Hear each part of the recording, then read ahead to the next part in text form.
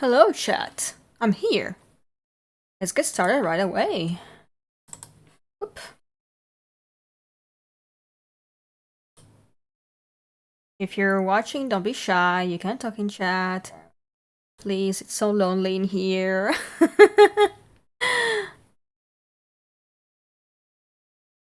Alright. Dang, it's with us time to load, huh? Come on, man.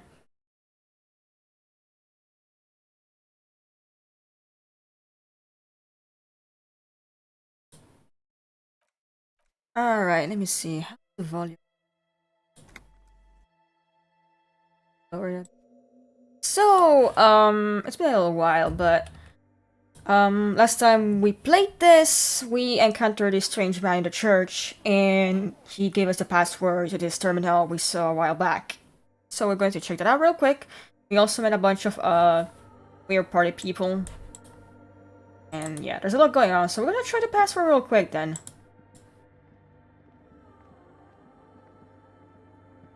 The machine's keyboard is still illuminated, revealing fluorescent play and print buttons.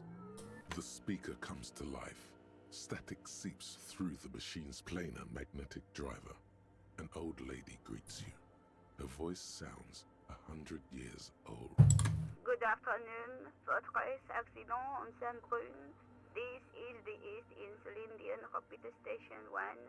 Please repeat. Is this the personal log? Good. Please repeat the password.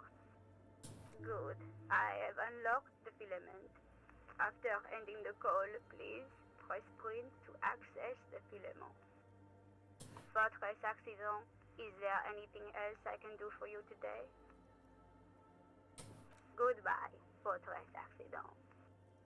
The machine's keyboard is still illuminated, revealing fluorescent play and print buttons. The printer prints out a long text document with dated paragraphs. It looks a bit like someone's journal. The first entry, made on the 4th of February, 51, by an unknown author, is short and concise. Arrived at the church. The door was boarded up, so I used the crowbar Hey, David. to get inside. Looks like the place has been Hey, David. the ordinary. I'm a union man, Harry. A trustworthy man. To get the electricity in. I have maybe a clue on who the person might be, because the guy in the church mentioned there was a lady typing at the terminal. And it possibly might be the girl we have to look for, that this lorry driver was trying to, defend. So, not sure, but we'll see. The lieutenant leans closer, scouring the printout over your shoulder. Just as you finish reading, he looks up, muttering under his breath.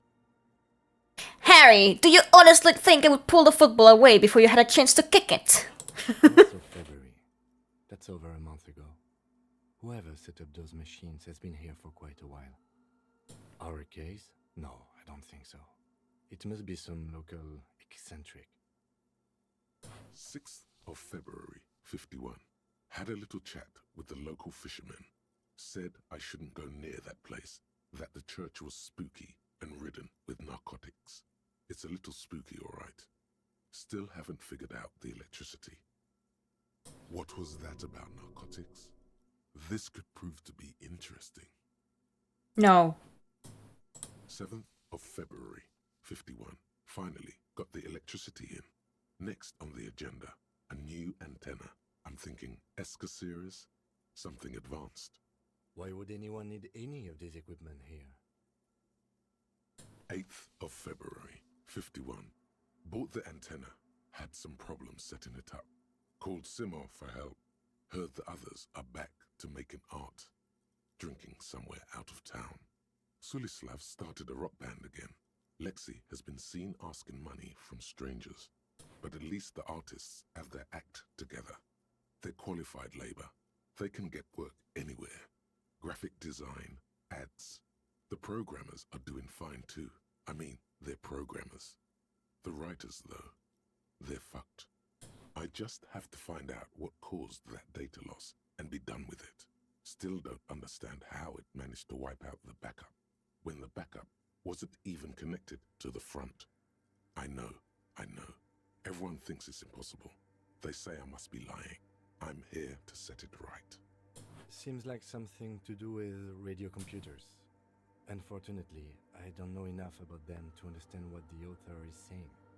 Something about the backup data getting destroyed, and how everyone thought it was the author's fault. Let's just keep reading. Yeah, it's interesting. I think these people worked in the radio computer games business. The one we saw in the Doom commercial area. They must be our former co-workers. 12th of February, 51. Brought some food from the grocery store. Apparently, there's a strike going on in the harbor. Definitely not happy to see the Martinez people again. Everything's now set up in the church. Going to start working tomorrow, 8 a.m. The strike. We are nearing the date of the murder. Keep reading. I'm interested now. I want to know what's that radio anomaly that sent this person here in the first place. Actually, no, wait. So, no, because the girl who has dyed hair that we're looking for was a lorry driver as well. But I don't think this is actually her. To think of it, I don't know. 25th of February, 51. I've been sending data up to Lintel for a while now, trying to recreate the data loss, but nothing. Didn't even feel like logging in, the disappointment. But I did discover a curious audio-spatial anomaly at the back of the church. I've named it the Swallow. It swallows sound. Need to get some mics. Is she talking about? 28th of February, 51. Yes, the first recordings confirm that the Swallow is real, and I'm not just losing my mind. It's a pillar of silence, with a diameter of approximately 3 meters. Seems like the higher I go, the less I record. This might be a coincidence, or it could be connected to the data loss that led me here. I think I did.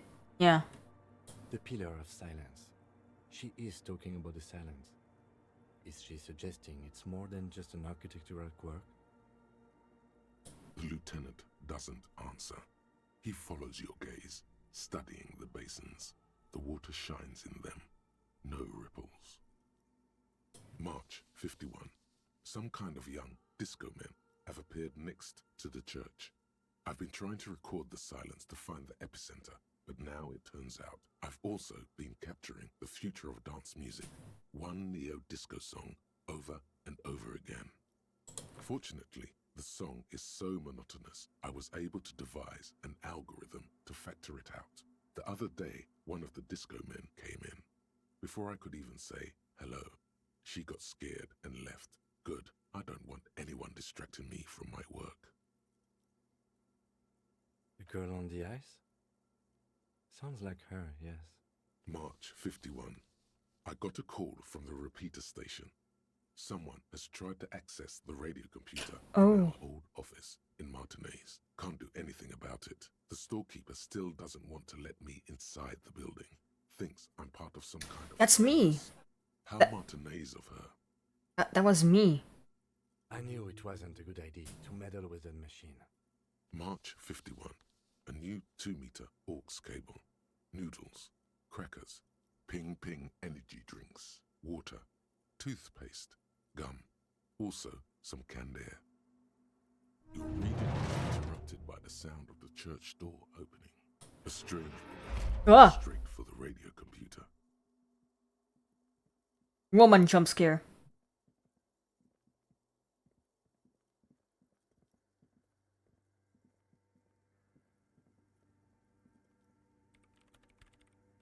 Breaking into my radio computer, I see. I do apologize for the intrusion, madame. We are with the RCM, you see.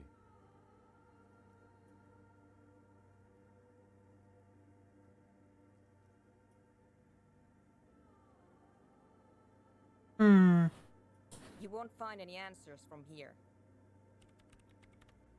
It's just me and my computer, and it has been this way for weeks. Now please give me some room. I need 2 seconds to see that you haven't destroyed anything. We should talk to her after she has rebooted the machine. Speed do you have? Or Not sure what to upgrade next.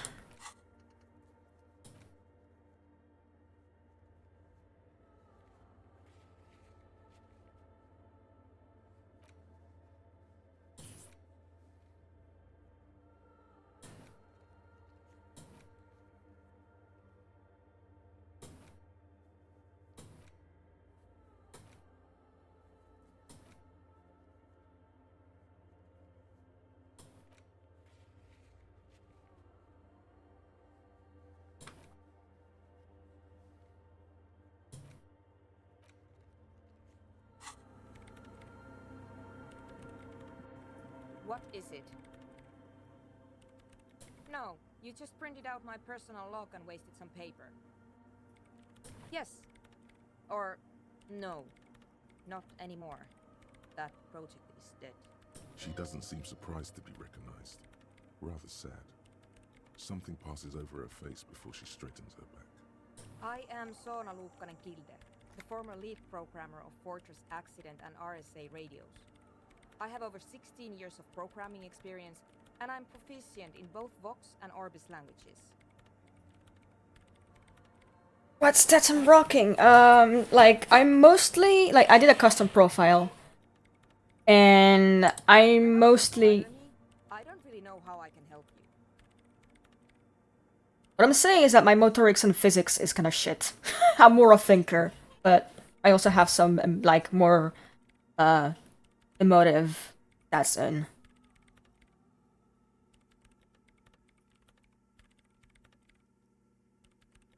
No. Yes. And... No. You're right. I'm not. I brought them here. These are my machines. Please don't touch anything. I use the AR-1 as my RAIM Prefect's processing unit. RAIM Prefect. My radio computer. Yes? You really don't know anything about radio computers, do you? Alright. Well, all radio computers perform operations up on air. So in order to gain more processing power, you need to invest in a good antenna. On the front, the unified front of radio waves, licensed and controlled by Lintel in the East Insulindic region. It's all around us. That's what on air means. Like love. I guess it is. So far I've been quite satisfied with it. Martinez is an unstable region with bad coverage, and the operation has been surprisingly stable. But it's not the cheapest one on the market. So I wouldn't recommend it for your regular red tape operations. Fraser 1000 is a foolproof line for civilians. Anyway, you should do some research before you decide to buy anything. Ask around, compare the prices. There are many milieus dedicated to that sort of thing. She liked telling you this. It calmed her nerves. I'm working.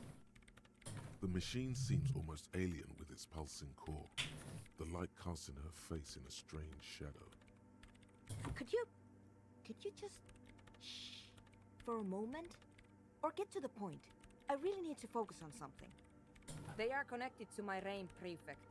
Whatever you do, just please don't move them, okay? Thanks. Short and terse. There you have it. Whatever she's using them for, they're hers. Great. You really like those questions, don't you? They're bloodshot. She really hasn't been getting much sleep lately, has she? I'm conducting scientific research here. You can't throw me out. I'm looking for the location of a 2mm hole in the world. She's looking for a disruption in the radio waves. That's what her personal log said. The lieutenant raises his brows, but doesn't say anything. Yes, that's what led me here. But I suspect it might be something a bit more complicated than that. Exactly. What does it mean? Up to now, it has been impossible to say what it is because it's impossible to measure nothing. What do you think it is? What qualities does nothing have? How do you measure something that does not exist? That's a little above your pay grade at the moment.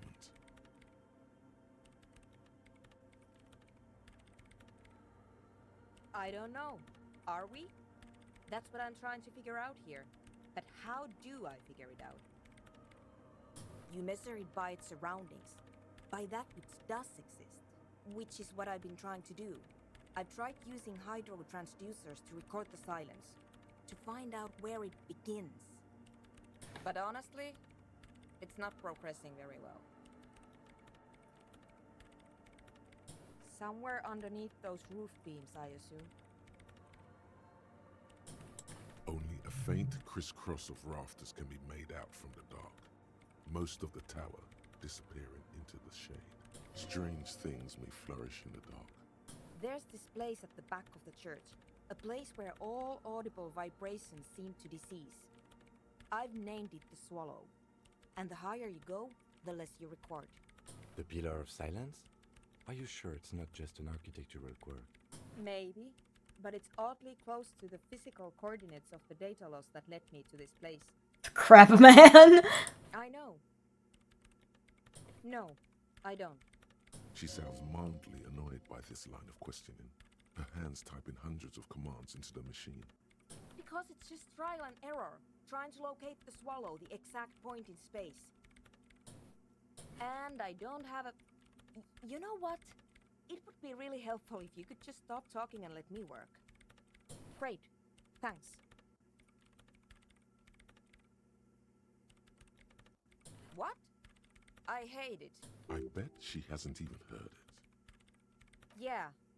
Like all the time. My tent neighbors Got an achievement for that. up with their partying. Do they? Maybe I'd have to be on drugs to get it, but to a sober mind it just sounds like uninspired rug whipping. No idea what it has to do with either dancing or music. This is about those speed freaks in the tent, isn't it? I've got some news for you. It's not a nightclub they want to build here. Take a guess, why don't you?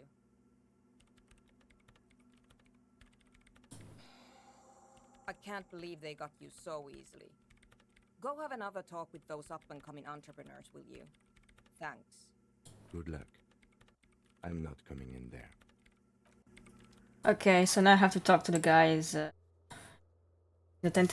So these are the stats I currently have. I'm not sure what I could upgrade next. Maybe one of the intellect ones. I'm not sure. Alright, we need to see the ravers now.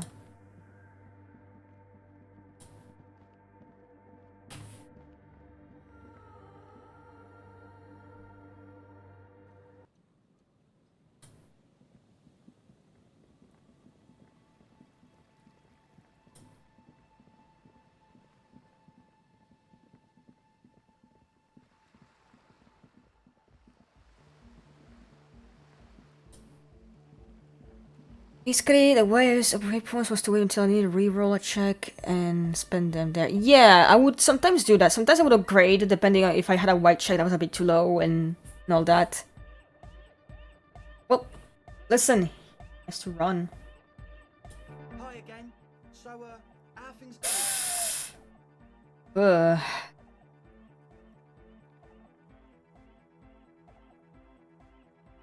And? What happened? Oh man, the crab man you mean? Who is he? What did you think? Really? Huh. Interesting. What's he doing in the church?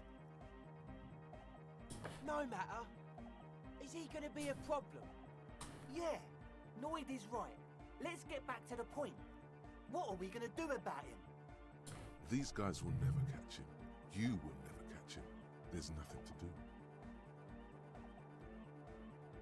I don't know, man. Doesn't it feel like a major hindrance to you? A spooky guy climbing around when all the guests are trying to have nice, friendly hyper time? I guess it's not a massive problem. Now He's that I- chill, don't worry. He's a good guy.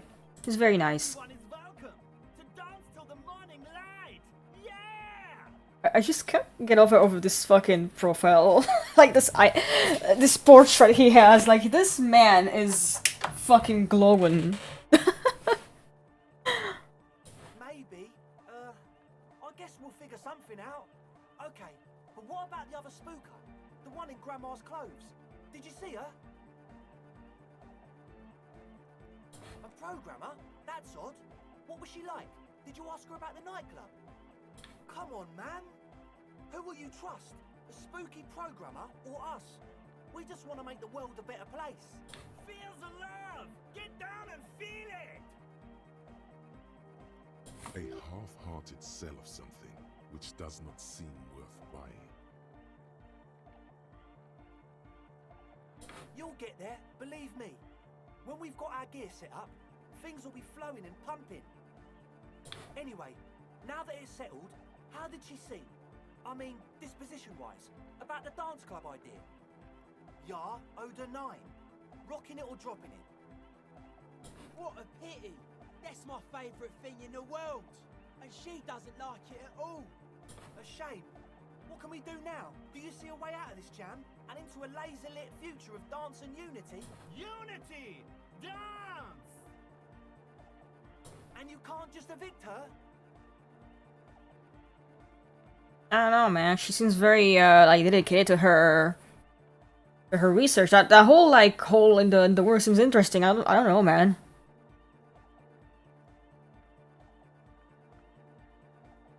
I don't want to be a fucking cop asshole. I mean, I am a cop, but I'm not gonna be an asshole about it. Look at you, Honor Man! No, Noid. He's right. Maybe we've approached it the wrong way after all. I'm sure there's a workaround. We can make a deal not to bother her. If that's okay with her, we only want to get in the church and spread the joy and ecstasy of music. The lines in the dark exist. Coexist. At least Crabman seems like an advanced being. He's hard. He'll understand. Yeah, he can do his climbing thing in the tower. And the programmer, does she like Nordic dance music? Egghead cannot believe what she just said. It makes him pump the jam a little slower for a moment, but then he returns to the full swing of it. No worries. We'll figure it out. If coexisting fails, you can always muscle her out, right? Oof. It's all okay with you. What do you think? I don't want to be an asshole to her. Like, she seems like a very dedicated woman and all that. Yeah, I'm sorry. I don't want to be an ass. Good luck, my friend. So Goodbye, officer.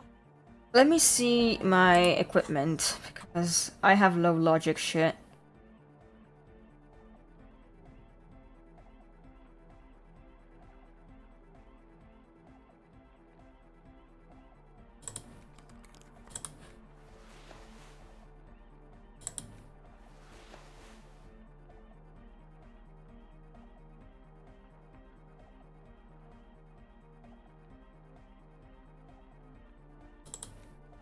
Actually, no, wait, that gives me more logic.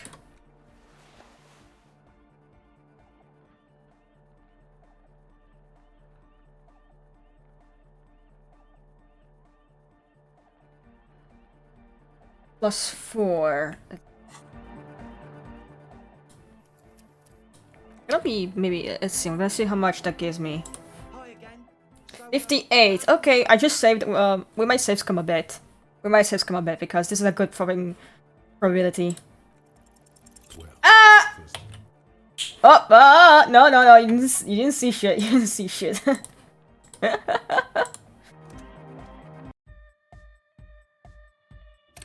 Alright. Let's do the spin of luck. Can I do a spin of luck? Oh, I cannot do it. Cringe. Logical cringe. I put on my outfit.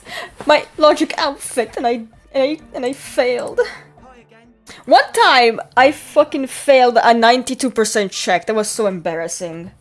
92.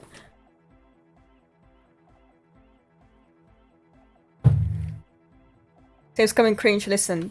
Don't fucking tell me what to do. a number of things don't add up. Let's take a look. How about gather around, kids? What things? He senses something is wrong.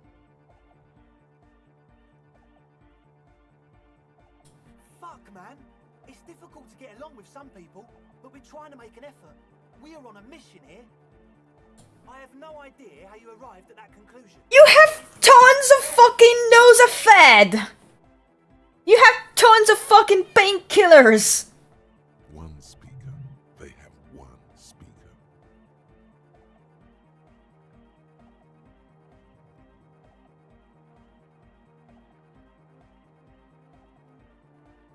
What do you know about spinning tape?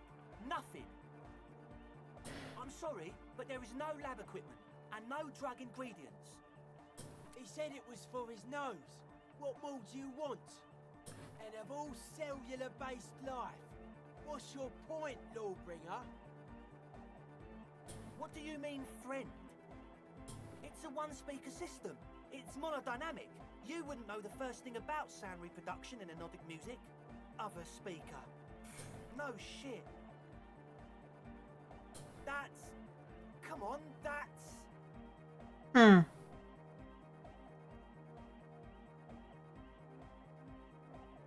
I meant to say, not true.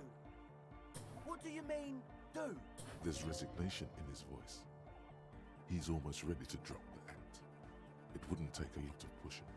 The optimal way to go about this would be indifference. It begins by you telling him you don't care about any of this.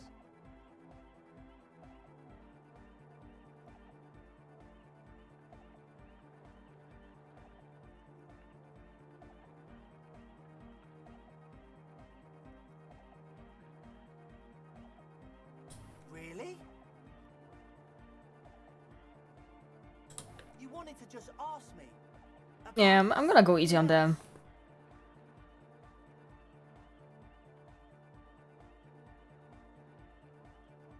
He thinks for a moment, then opens his mouth, but closes it again, then finally raises his hands.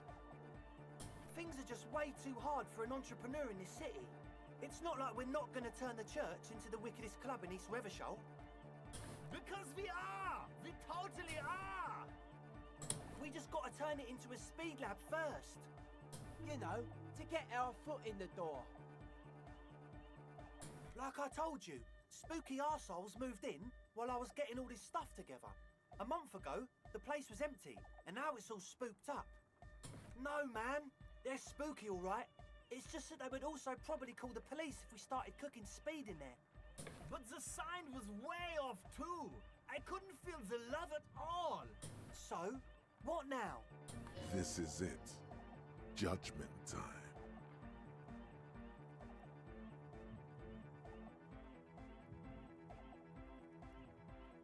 Yeah!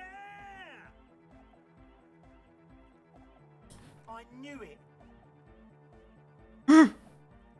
It's impossible now. No, Andre, it's harder now.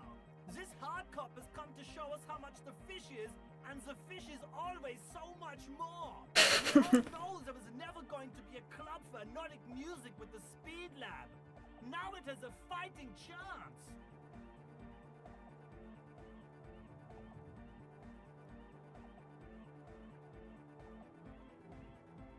There needs to be a club for anodic music in there. Needs to. Everyone hates each other. Everybody hates it here. It's all just drugs and we're slaves and I can't. We are running out of time. We need a win, Andre. I promise this will be a win. We won't cook speed in there. We'll do it clean. We'll do it true. We'll do it sober and real and beautiful. This will be a victory for the light.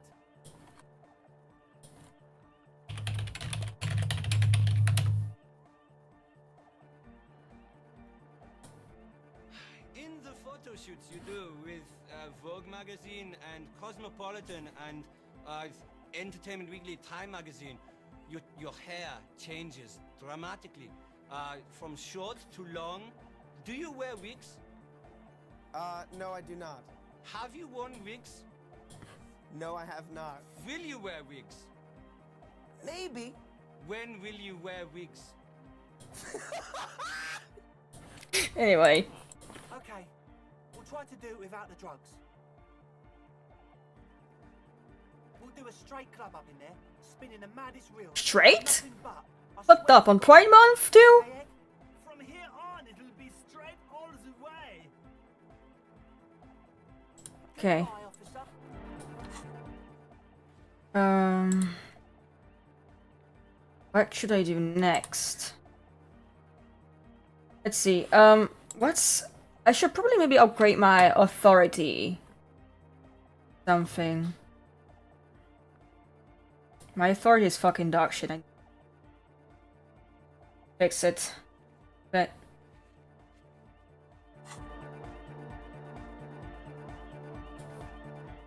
not sure where I should go next.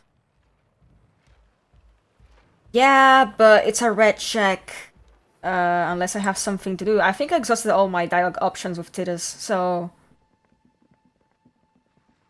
like upgrading it a bit and giving myself a better like authority outfit would help. Again. Track down your gun. Is there like a somewhere I haven't been there? I still have no idea how I got fascist. I have no idea. Because I tried to fucking steer clear of that shit, but you get like 9+ on that check with so much evidence. I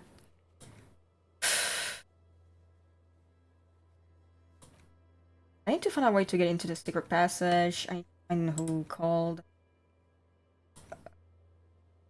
And Kuno, but Kuno doesn't want to tell me shit. Is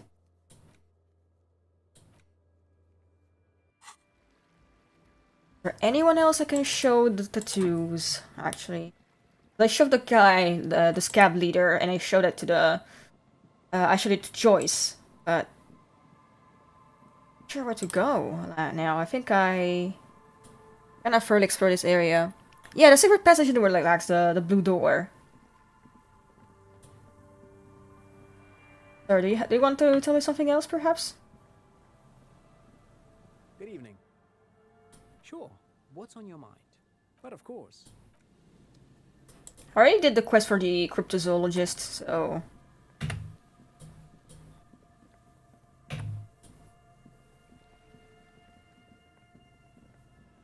Sure, I don't mind a hint. Thank you. Trap's empty. There's nothing else to do with the traps at this. I think it's still too early for me to end the day, but...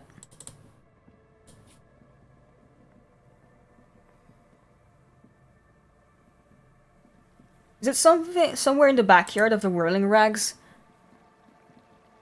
Without leaving the building. The Whirling Rags? Okay.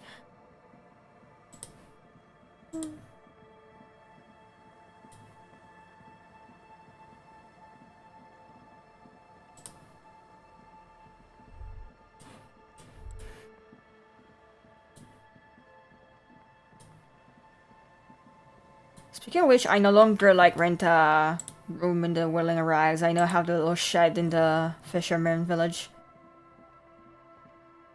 It's my car.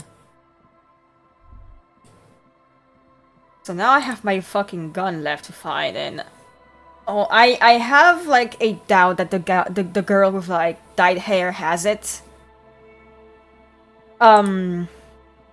My reasoning being the fact that the pawn shop guy said, "Hey, there's a weird lady who uses weird language like to describe herself who want a gun," and how the lorryman said she was definitely not very mentally stable at the moment.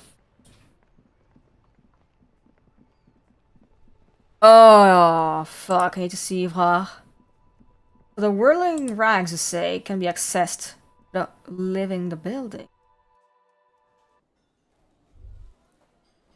I also have to talk to him, but I don't think I really have the stats for that. Composure. Let's see, do I have something for composure?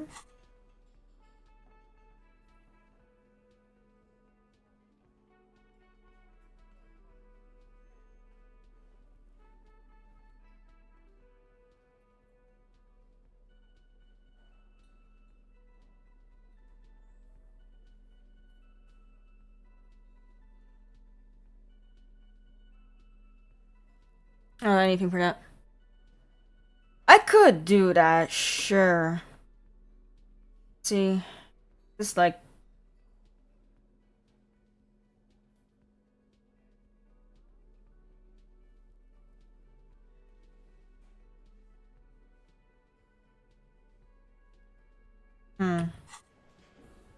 So you say it's without leaving the building, so I have to look inside maybe? Hey, do you have anything new to say? These cops? Again? No, you don't. This guy fucking sucks.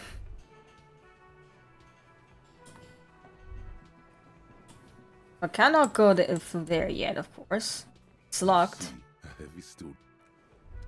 So what could possibly be the... What? Tits? Don't say that. Behind the dock workers. A seat. Perception. The Hawthorne.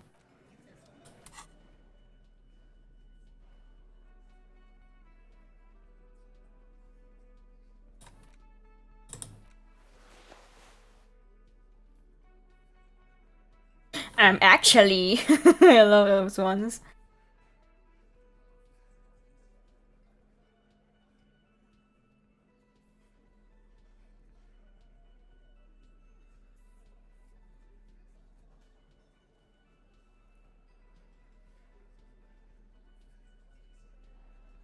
Perception is not great for that, actually, unfortunately.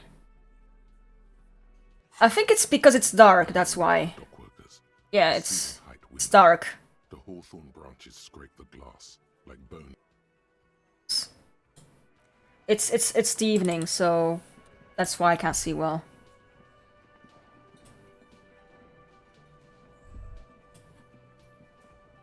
Wait, is the sleeping dog worker here? No, he's not here. Maybe it's upstairs?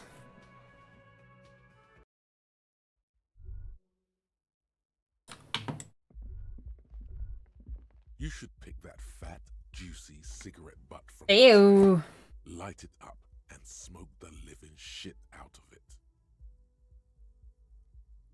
Who knows what you are? A monster, a murderer, the gnome of Jeroma? You feel like a smoker, especially when you look at that juicy, succulent Ew. cigarette stub. What if I get fucking herpes from that? No. How very astute of you. This renders it ineffectual. You should look for a whole cigarette, or better yet, an entire pack. Strike that. A carton. Make sure they're all healthy and able-bodied. What the fuck? All. For my lungs? Good. Thinking. Maybe it's gonna give me some buffs, but Best thing. Make sure you think about juicy sticks of tobacco all the time, though. It doesn't count if it's not all the time. And when you're done thinking about them, graduate to getting them. Plus, smoking them gives massive bonuses. yeah, I figured they give you like bonuses. Alright, there's this like door here, but I don't have the access. Oh, I still have access, I guess. That. What the fuck? I cannot see that before. I still don't know how to like.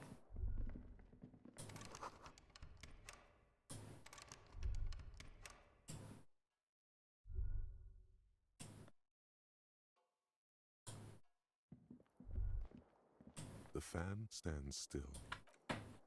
Like, what is this door about? I don't know how to open it. I tried the tools. Nothing. The window stands broken. I don't know what it is. You can really interact with it, but because I tried with the tools and yeah.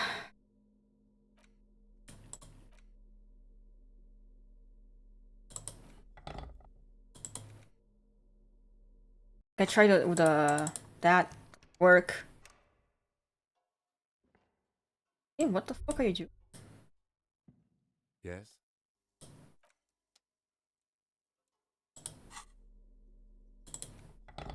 Like, nothing. It's grayed out, so I don't know if this is the thing you're talking about, but it's not really.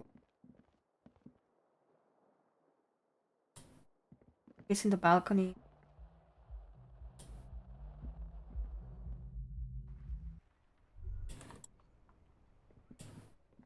Ah!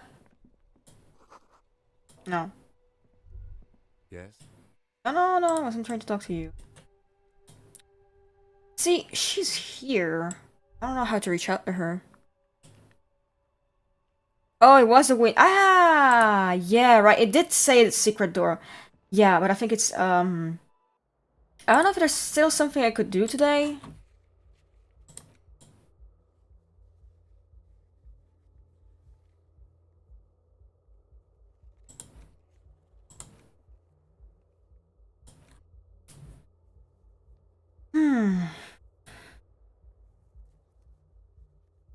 I think I have to wait still. It says I have to call her. I think I already called her for the serial number, and she told me, yeah, call back again tomorrow or whatever. But I'm gonna do it just to make sure.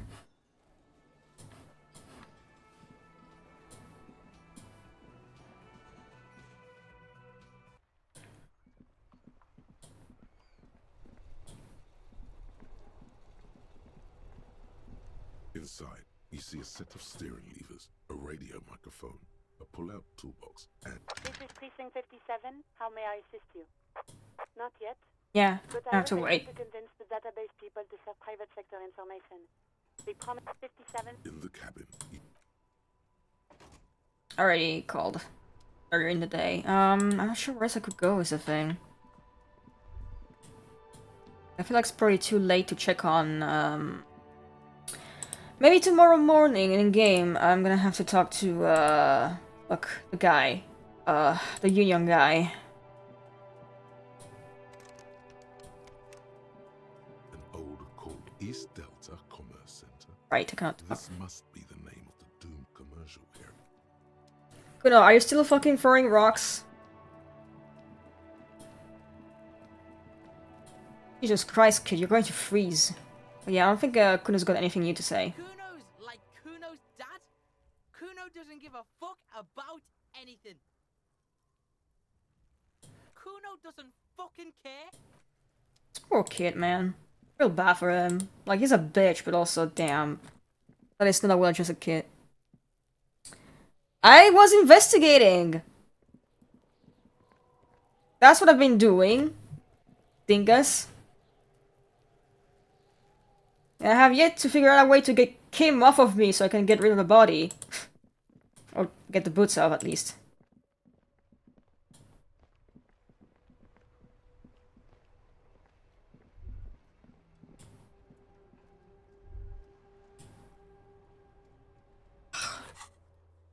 What to do right now? We go check on the guy.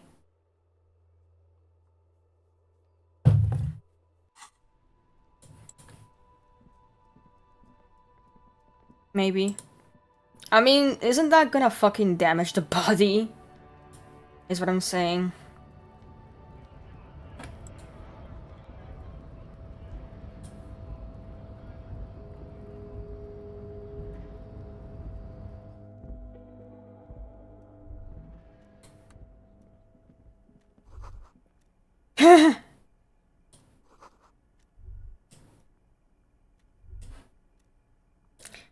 Is Measurehead still dead? Let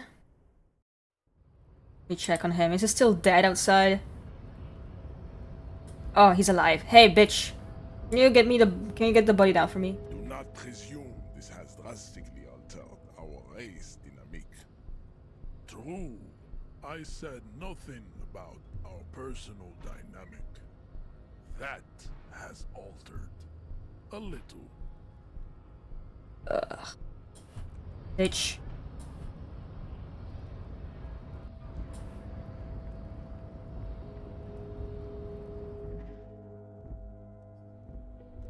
Yeah, but like, see, I could wait for Kim to go to sleep, but isn't that, like, gonna decapitate the body if I try to get it down, like, my own way? Let's see, I had to go there to see, Funny Man. I already forgot his name, damn it.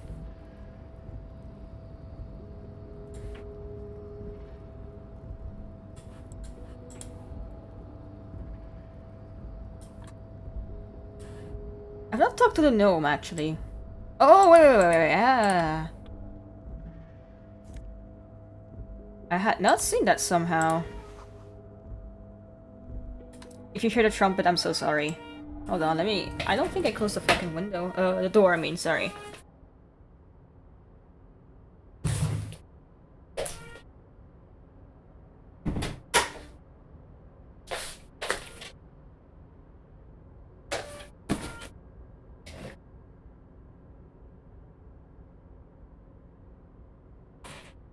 Is the gnome still fucking here? He is. I've not properly talked to him. The lyrics to this the accent is so thick, it's Container, used to be well paid. If ha, there we go. Container, now belongs to Everard. Everard, he looks after everyone. Huh? Well, hey there. How can I help you, mister? The look in its deep blue eyes is as sincere as you've ever seen. It makes you feel like an arsehole for no apparent reason. I see you are not a union man, mister. Did you get lost?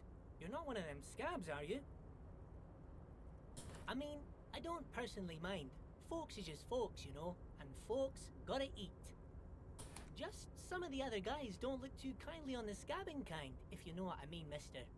Oh yes, born and raised in Irish, mister. Mum had to leave my dad after he got a bit violent. Took us here to the new world. I was about 10 then, too old to lose my accent then. People say us Ubies are up to all sorts of trouble with sheep and other animals and whatnot.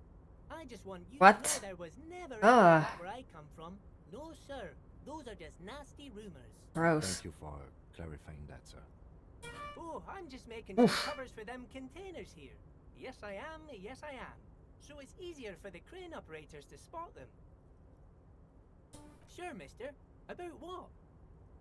Oh, most of the guys are down at the gates, keeping the scabs from coming in. We're on a strike. The whole union is. You don't have to work when you're on strike. Ha! We haven't worked for 2 months now. So no one is working? Not everyone is down there, of course. Mr. Everard is in his office, where he always is. And Jean-Luc is guarding the gate. But Titus and his boys got into some drunken trouble and Everard sent them on a nice vacation. For a week or so. Oh, I'm not really supposed to... Yeah, the murder. That's union business. Him and his boys stirred up something in town. Probably drank too much and got into a fight or something. I heard Mr. Everett telling him to take some time off. Don't go all bad cop on this simple, friendly fellow. I guess the boys got a bit too rowdy and had to let out some steam. I don't really know the details. That's just how boys are, you know. I haven't been in a fight since I was in middle school. That's a good man. Easy, Leo. Let's keep this on the hearties. Look at him. It's not going to be anything useful anyway. Don't fight it. Better to go with the flow.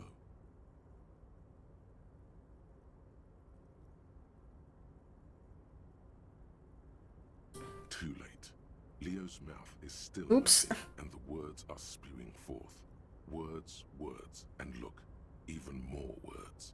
This guy could go on till the end of days. Now he's talking about some drunk sawmill owner who, no, he already switched to a prized fishing rod he apparently owned at some point. I like this guy. Just cut in there with your questions. Yes. Everybody needs a job, and this is mine. I'm Leonard, by the way. Leonard Bellick. But everyone calls me Leo. I like this guy. I'm like Mr. Everett's right-hand man. His silly rabbit. Out of town, and Mr. Edgar's right-hand man when Mr. Everett is away. Actually, Miss Beaufort is the right-hand man, but she's a lady. Who is this, Miss Beaufort? A real pretty lady with a skin like those Douai Sucre. Oh, the partner lady. So much. Them are real nice to suckle on once the dinner is done and me and the missus sit down besides the radio. But I can't listen to the radio all the time. There's so much to do around here and I'm always busy keeping things running here. Yes, I am. Oh, Lizzie.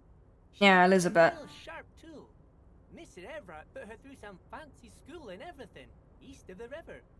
4 years she was gone, and when she came back, she was all fancy and lawyerly. He respects that word. That's obvious. but she's a real nice girl. Grew up in this here neighborhood, knows everybody and gets along with everyone. Real pillar of the community one day, I'm sure. For a fraction of a second, there's sadness. Hi, Vex. Yeah, if he does have any useful information. To have a child, I'd be real happy if she turned out like her. What? But she can't have kids.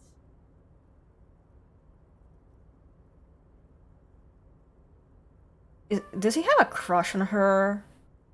Oh, she can't. Dr. Lemaitre said so. Oh. And she knows about such things. Been a doctor for almost 50 years, she has. Damn. School? Could she be talking about the union fixer, aka the gardener? Looks like it. I'm not sure what a fixer is, but she is a real nice girl. Smart as a whip, too. Telling the gardener you know her name might throw her off. Ooh. Perhaps something to consider later. Oh, yes, yes. I leave all kinds of notes for myself. That old head of mine ain't so good at keeping things in no more. I almost forgot about the borscht. Oh, yes. I've been taking special whirling borscht to the men every day since the strike started. It's very, very good. Makes a man feel so warm and happy. I feel like I could take on Mr. Renadan's boar dogs every time the lunch is done. Power borscht, huh? Never heard of a borscht that turns little guys into dogfighters. Alcohol, however. Yes, yes. I'm taking it to them. The borscht keeps them happy and in fighting spirits. Makes you all warm inside. They brew it in the whirling in rags. Oh, the whirling's good. He makes it. Them is always talking with Mr. Manana in that weird language and laughing together. He doesn't speak what we speak. He's from Grad.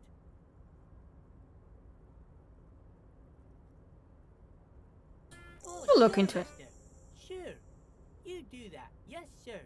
He didn't actually understand what you meant, and now he's just nodding along. Oh, that one. That should be empty as far as I know. Lots of containers here have nothing in them. They're just waiting to be loaded up. What's the thing that I got? Logic. Covers for them containers here. Yes, I am. Yes, I am. Guess if we fail that one, whatever. Sure, mister. Bye-bye now.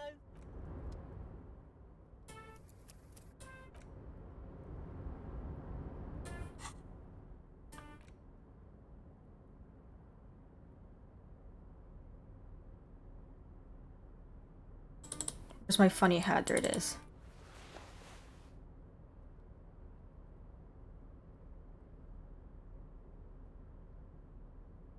+4 logic. That's the highest I can get.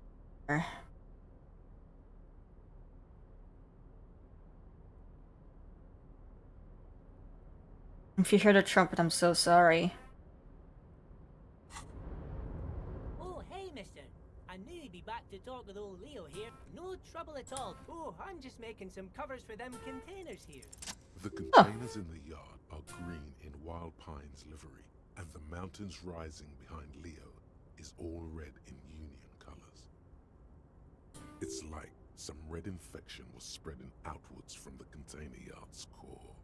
There appear to be cisterns underneath the Union container covers. Yes, they are hiding it from the inside.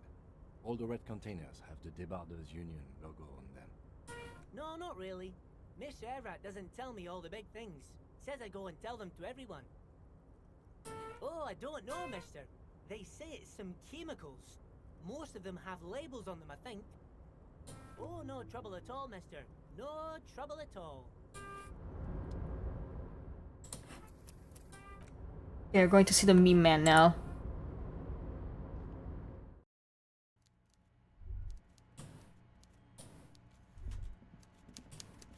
Oh, look at Harry's little gay run. Mr. Dubois, a pleasure as always. You don't have to sit down this time, since you've already sat on that chair. That chair destroyed my asshole. Anyway. Harry, how could you say that to me? You know I appreciate a joke as much as any Johnny Fat Guy, but I can't take slander. Are you actually investigating this? The reaction appears to be sincere, but it's impossible to tell with this guy, honestly. I kinda have been, yeah. You've hurt me, Harry. Me, a friend. But you know what? You're not a friend. Oh, I don't like you. You're kind of an asshole. And gets over it in 2 seconds. Seems like it didn't really hurt him. I trust you, like I trust all my friends. And I know you'll never talk to me about this again, because you don't want to wound me. So do what you want, and let's change the subject. He's hiding his real reaction beneath courtesy. Thank you for your understanding. We will continue to do what... I promised you, I've been live for over an hour already. Guess I'm gonna wait until Kim goes away to try to get the body removed. Apparently you could have used a measure head to get the body down if you adhered to his ideas, but honestly, the whole fashion thing made me so uncomfortable. I had to beat the shit out of that guy.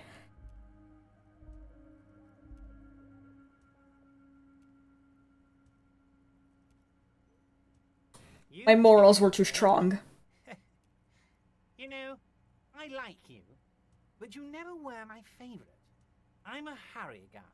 I'm Team Harry. None taken. Did we have anything else to do here, Harry?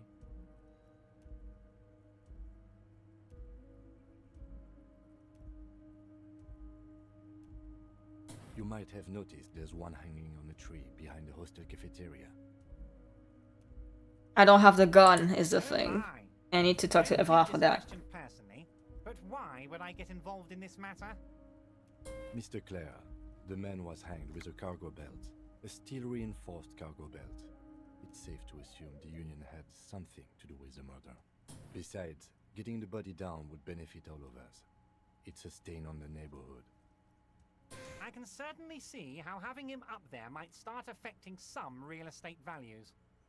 But of course, all joking aside, I am going to help you.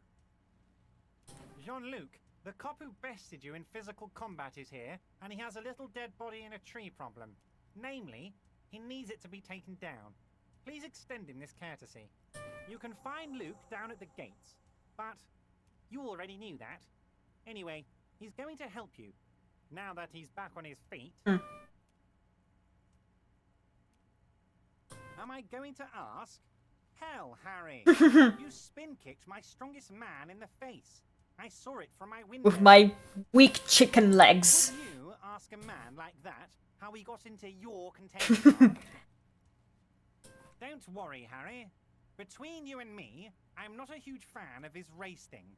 The Union did not get where we are today by frowning on eccentricity. Anyway, I assure you, I am a very well-informed man. Information reaches me before I even get the chance to request it. Ah, yes, your side investigation. Thank you. You've got some spirit clearing up phony drug accusations alongside this murder.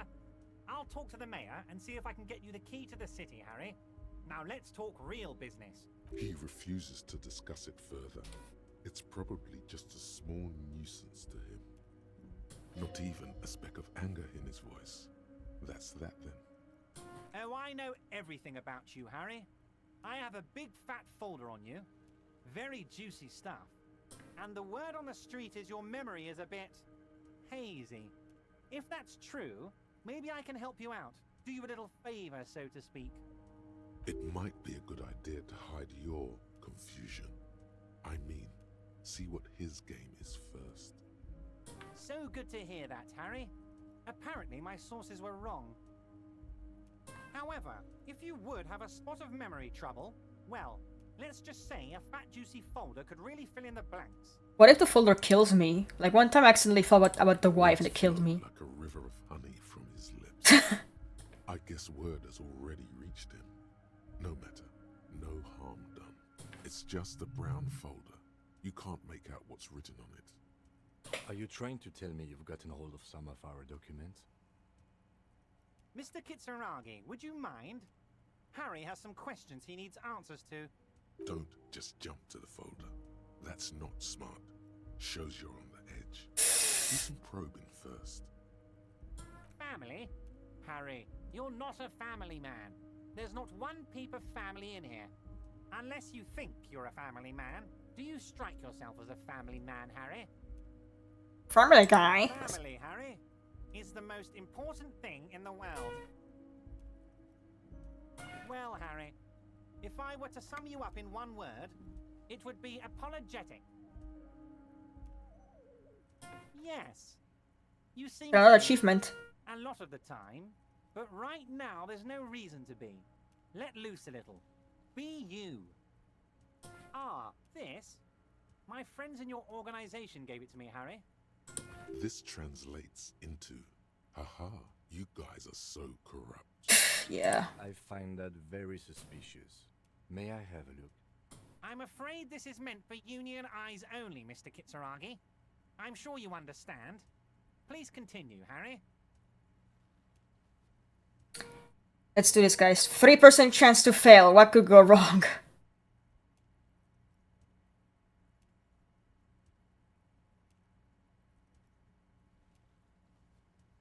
Are we... I want to put on my drama outfit so bad. Of course, Harry, of course. Let's not linger on. See you soon. Hold on. Hold on.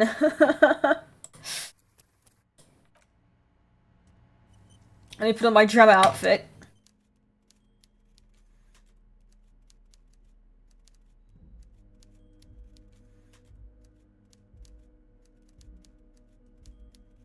This gives me drama. If you can still hear the trumpet, I'm so sorry.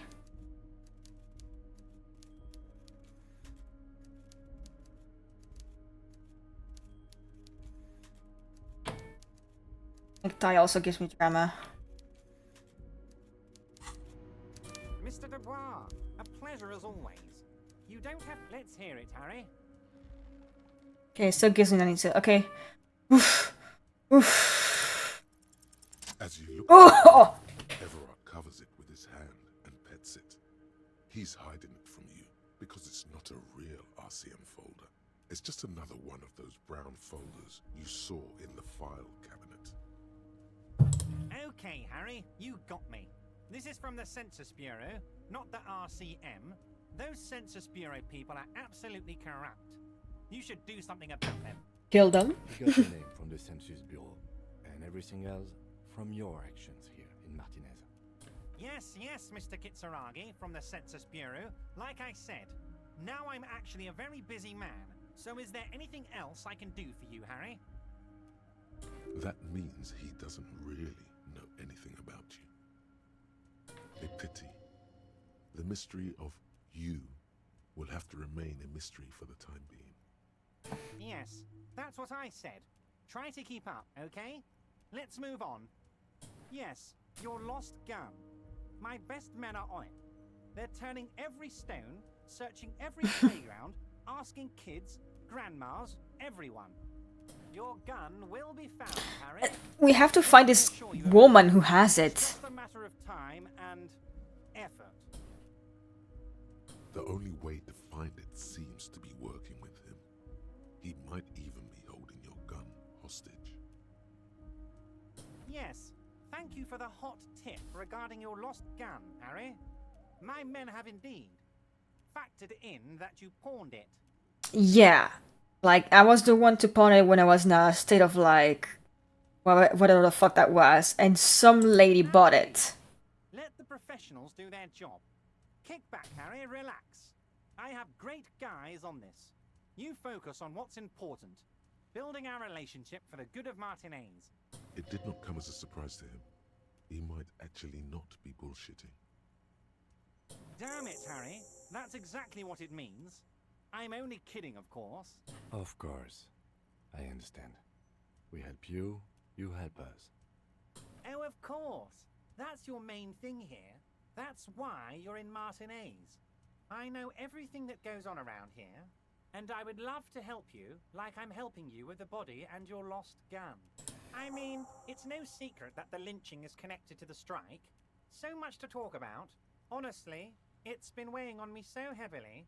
I understand you need to interview me. Harry, had you asked me earlier, I could have used your help in dealing with a certain weasel. It would have really solidified our friendship. Sadly, the moment has passed and the weasel's back in its den. Nothing to do about it now, so get this. I'm just going to give you the information, because I like you, Harry. There's probably more to that. The time has passed, Harry. Were you not listening when I just said that? Pay attention, please. Now, do you want to hear about the hanging or not? Fantastic. Time for men like me and you to figure out who's killed who and why. Real police work is gonna start happening now. I promise you, Harry. This is gonna be good. By now, I'm sure you've figured out who the dead man was working for. The bad guys. Wild Pines. Sent to scare us. Another violent measure of the top hats against us flatcaps. Harry, this strike is the culmination of many, many mistakes made by the Wild Pines group. They tried to shut the strike down by sending in armed mercenaries. You mean our victim? A security contractor? Can you imagine that? Workers standing in peaceful protest, united in the spirit of fellowship, and they send hired killers to mow us down with machine gun fire? He performs a motion. Yeah, that's bad. That's like the worst scenario. I'm talking beasts. Hardened killers from proxy wars in Yisut, Semenine, Saramaritsa, you name it, they've done it. Raping, killing, burning villages, killing little children for the Senorita Pineapple Company, Harry. Everything they did there, they brought over here. They want to turn Revachol into a third world slum. Honestly, the only thing they didn't do is kill the village elephant. Now, I haven't personally witnessed the brutalities out there. I have the luxury of staying in my container, you see. If I need to go somewhere, they just move my container. Yes, I'm an old man, Harry. My legs aren't what they used to be. They lift my office with that big crane. It's actually very fun. You should try. How do you go to the bathroom? But enough about me and my fun container. The killers the company hired, I think there were 3 of them, all hardened commando types. Sir. One of them got downright suicidal, getting drunk, violent, a little rapey. Even their own negotiator couldn't control him. That's your boy, the one who likes hanging out and trees.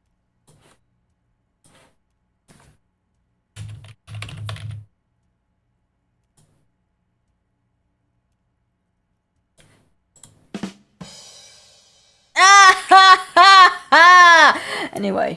By negotiator, you mean Joyce? Harry, what you need to realize is, we dock workers are not pushovers. We got grit, Harry. This whole neighborhood does. Push us hard enough and we push back. And when we do, we push to kill. Potentially, Harry, potentially. We got arm wrestling champions, rowing club people, ex-coal miners, tough guys, all ready to spring into action for their home base. There's a militant wing inside the Union, a group of people whose duties don't involve manual labor, but peacekeeping in the neighborhood, making sure everything runs smoothly. That sounds a bit like organized crime. They're like you guys. Idealistic people who want to make sure bad things don't happen. And if they already have, well, punishment must follow. Again, that sounds like organized crime. So these idealists killed our victim?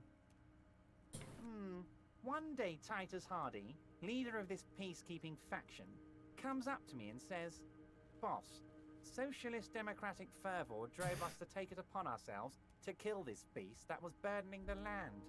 Wait, this guy's peace, my god. Probably worded it differently, but that was the idea. Sure sounded to me like they killed him. I gave them 2 weeks paid leave and told them to lay low to avoid retaliation. Aren't you worried we might arrest them for this? Oh, I'm not at all worried about that. These are not the kind of men who get arrested. They're Martinez boys, tough and gritty. I'd like to see the man who takes them in. Besides, I sent my lawyer girl to look after them. If he's just boasting, then it sure doesn't feel like that to you. He's not worried. He places a lot of faith in that lawyer girl. Perhaps this is a tactical error. Anyway. I mean, I think Bruce told me about that. Let me tell you about these people. That's their MO. It's what they do. Last winter, some poor workers in Terminal E went on a little strike. The company sent in Sediment, a security contractor. The strike was over the workers' right to wear protective footwear, Harry. These guys turn up and start beating people. Tell you what, Harry, I wouldn't be surprised if we got the same mercenary company after a little rebranding. And I'm sure as hell not surprised to see an army of scabs under my gates. So you believe the scabs were organized by the security contractor? You said it. Hell, one of those guys looks big enough to take down that proverbial elephant. Boys like that don't just happen to show up during strikes. Of course, you're always one step ahead of me, Harry. I'm no genius. I'm in this position because people like me. People really like you. Tribunal? Yeah, they're gonna kill them. Serious, Harry. We union men should be shitting ourselves. I wish you hadn't told me that. I'm gonna lose sleep over this. Let's change the subject. He's clearly happy about the tribunal. Oh, Harry, what do I really think about the tribunal? You're trying to climb to second base with old Everard before you've even courted him properly. He wants you to do more things for him before. Oh, Liz is a bright one. I paid for that law degree myself, thinking it'll probably turn her all fancy. But hell, Harry, she came back a firebrand socialist. Sometimes she scares me with her zeal. Oh, they are simply fine young men, all 7 of them. Exemplary union members, always working to advance their position in the local socialist democratic movement. Core members. Old Theo used to run them, but things really kicked into gear when Titus took the reins and named the group after himself. Gotta love his initiative. Interesting. Who's second in command? They're almost all of them great guys, born leaders. Whatever happened, I'm sure they only had the best interests of Martinez and Revachol in mind. Work with them. Hell, interview them. But don't fight them. They really are just like you. Men who like beer, women, and some order on the streets. He's betting on them being useless to you. But of course, it's the least I can do for my good friend Harry. I'll do it right after we've concluded this talk. Okay, good. You can now go and tell Titus about this. See what he has to say. Also, Harry, here's 5 real. I'm not giving you anything. I'm just holding out 5 real. Is he bribing me again?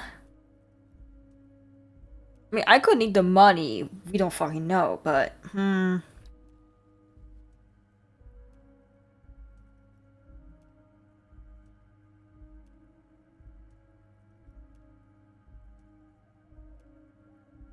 this fucker bribing me.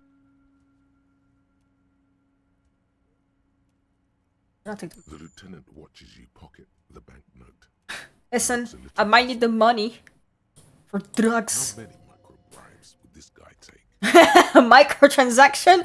You've heard of microtransaction? You now get ready for micro bribes. Good boy.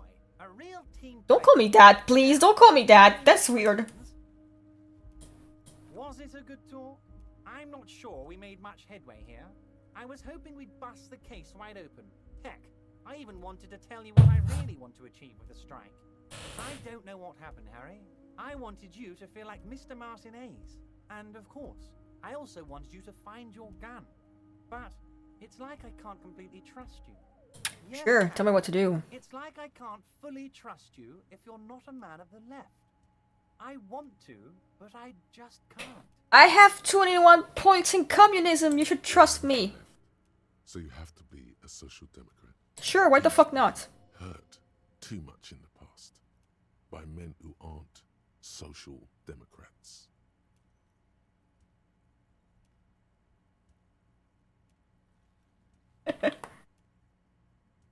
You're saying it, but I don't believe you. You know how it is, company snitches, agent provocateurs everywhere. I'm barricaded in this fortress of mine, and I need to get a message out. Will you help me?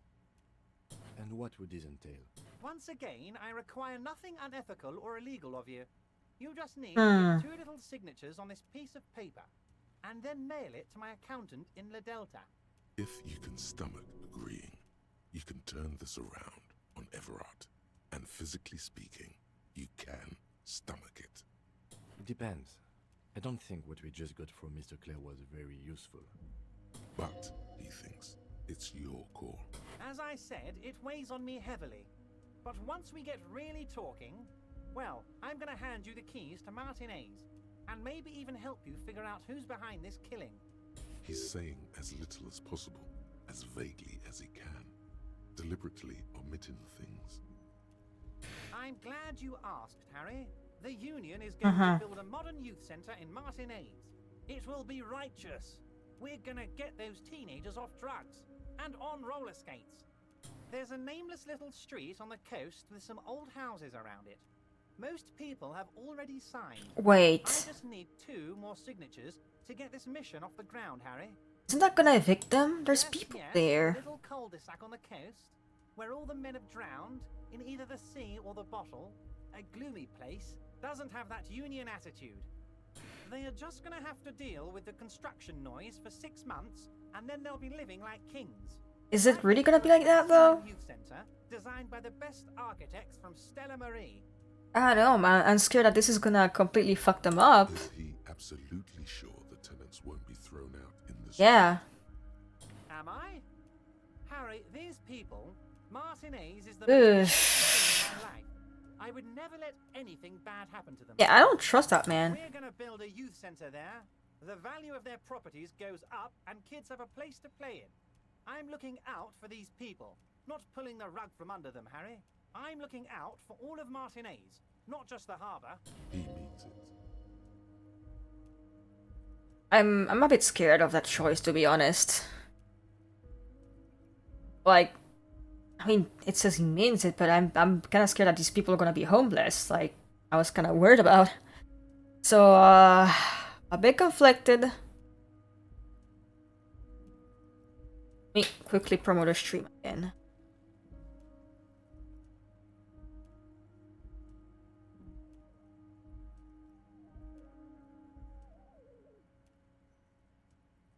You can cheese.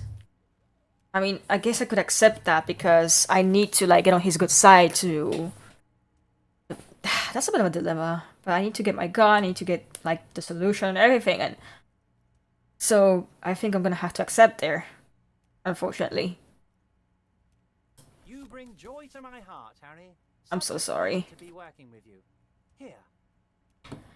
You need to get signatures from Isabel Sadie and Lillian Carter. The cul-de-sac is right past the pawn shop and across the canal.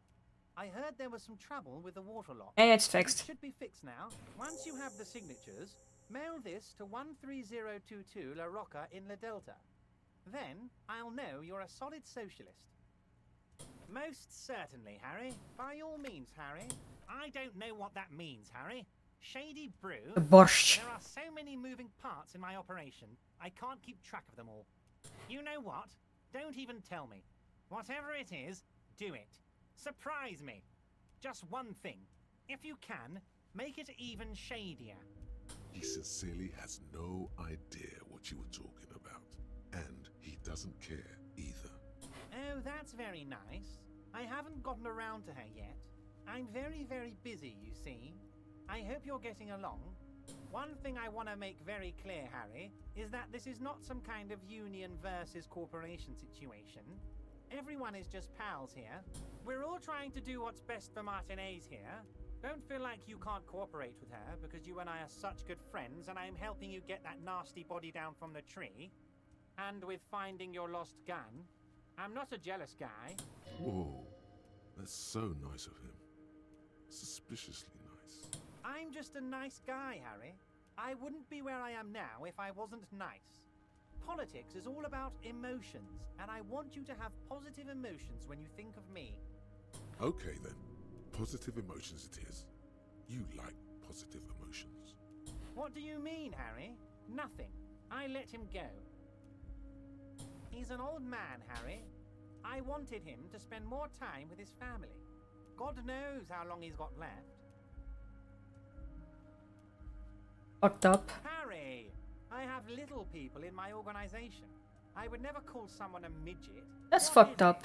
it? You did say the word a bit too comfortably, though.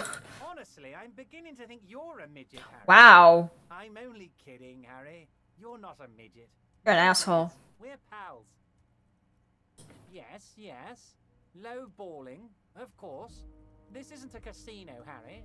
Real people, real livelihoods are at stake here. But everything's a casino for those rich types. His expression makes it clear. This is childish and irresponsible behavior. If she actually wants to see me, she will find a way. Any good negotiator would. And I just don't have anything to discuss with a bad negotiator. He doesn't want to see her. It's as simple as that. Of course, Harry. Let me just assure you one more time. It's perfectly okay to share anything we discuss here with this Joyce. This is a completely transparent organization. I have no interest in what she is doing, but I myself have nothing to hide. Your business is your business, and I respect your privacy. Just remember, none of this is secret. Tell her about all of it. My brother's picture, my singing swordfish clock. Tell her how overweight I am and how I'm helping you find your lost gun. Tell her about everything. Everett doesn't mind. It is rather interesting to tell people things about each other, isn't it? It was nice telling him about her right now. Save. I'm gonna wait on using the skill point yet, because I need to see what I could be potentially using it for. Because I'm gonna talk to Titus and see if I don't need to use the authority anymore. Ugh. It's dark as shit there.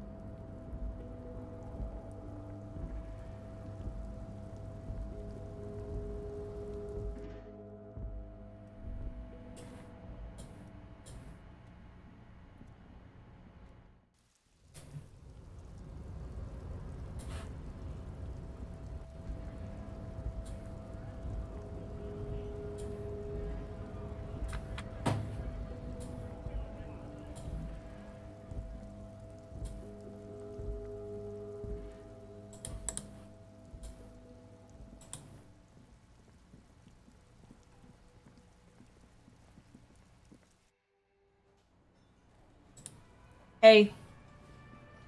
I've got nothing to say to you. I suggest not wasting time on trivial pleasantries and focusing on why you are actually here. Titus Hardy. Even though she has excellent control over herself, something moved behind her eyes. In the way she stands.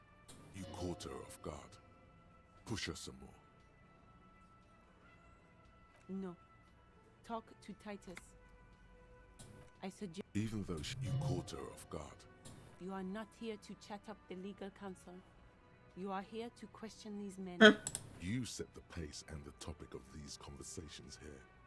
Establish that a man like Easy Leo could have said anything. Do not be restrained, sire. I represent the Union and these men here. Don't make this personal. A very minor victory. I said, even though you caught her off guard. You are not. You said that a man like Easy Leo could have said anything. Do not be restrained, sire. He said no such thing. Oof. It isn't about me. Calm down, everyone. Let's stay professional. That was a bit too much. It was a bit shitty, actually. Sorry. It's you again. What is it?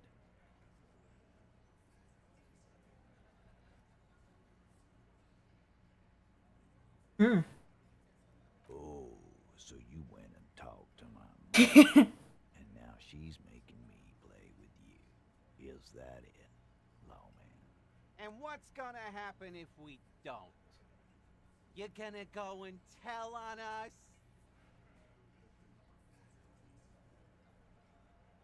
Yeah, I heard him.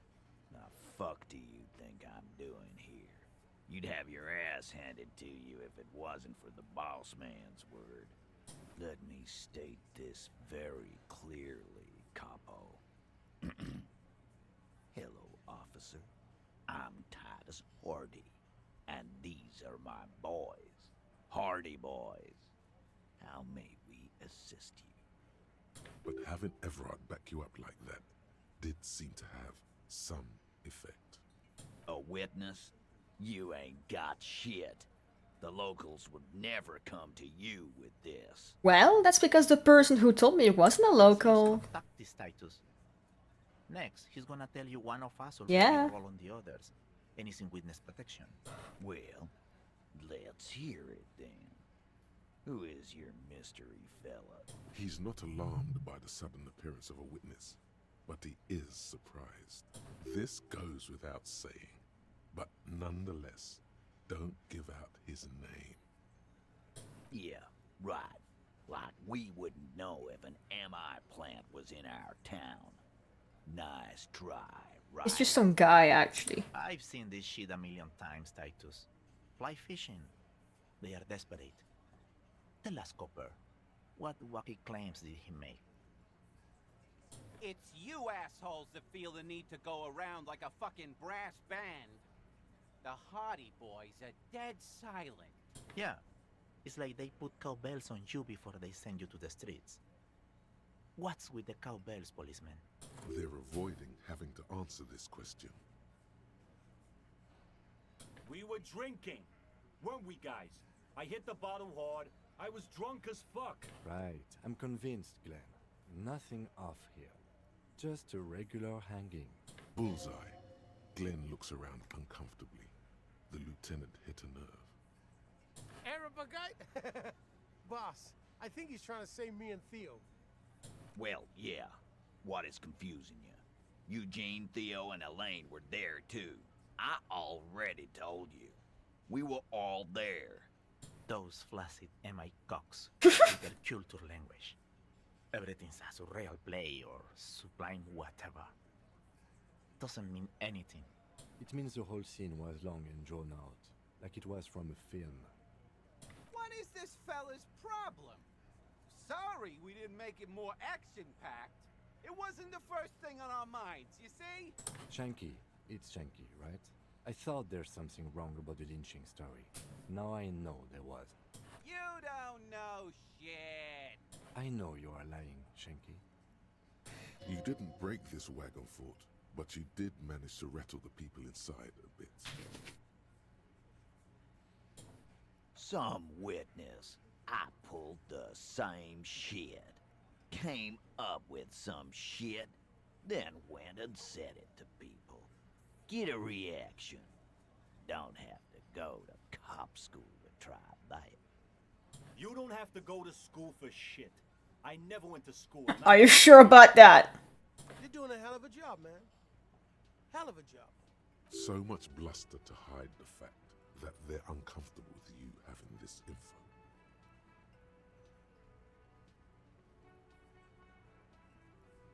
Should I upgrade my authority? Let's see.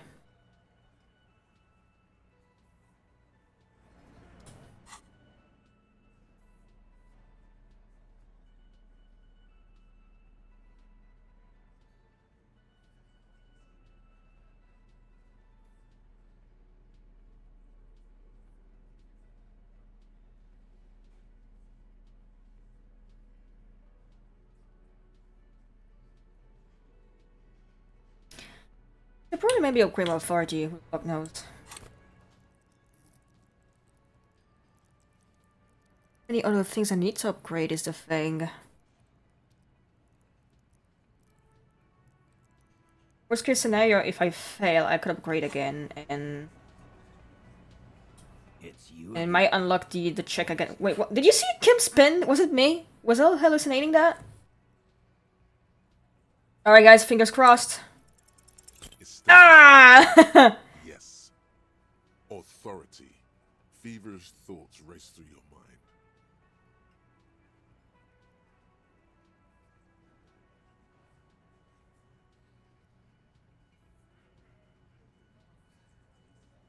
Kim, are you sure?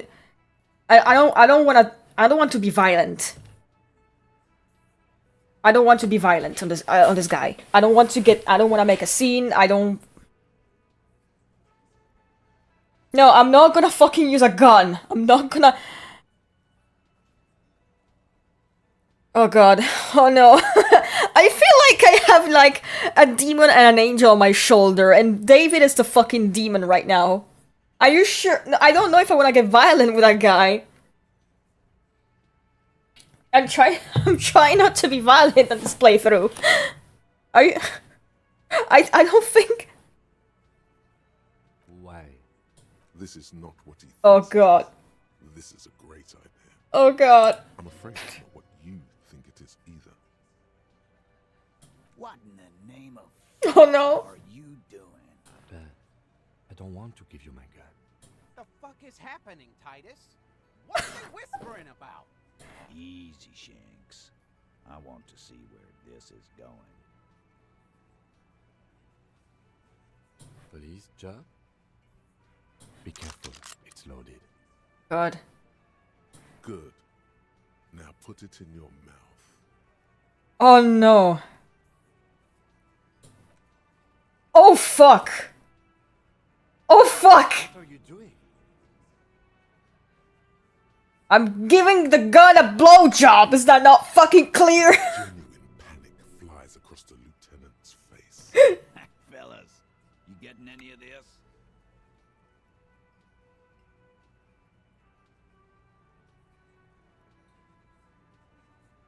You can kill yourself in this.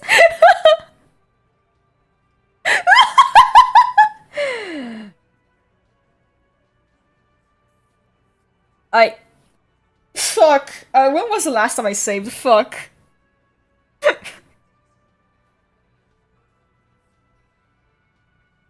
I'm going to kill myself now, you fucking whore.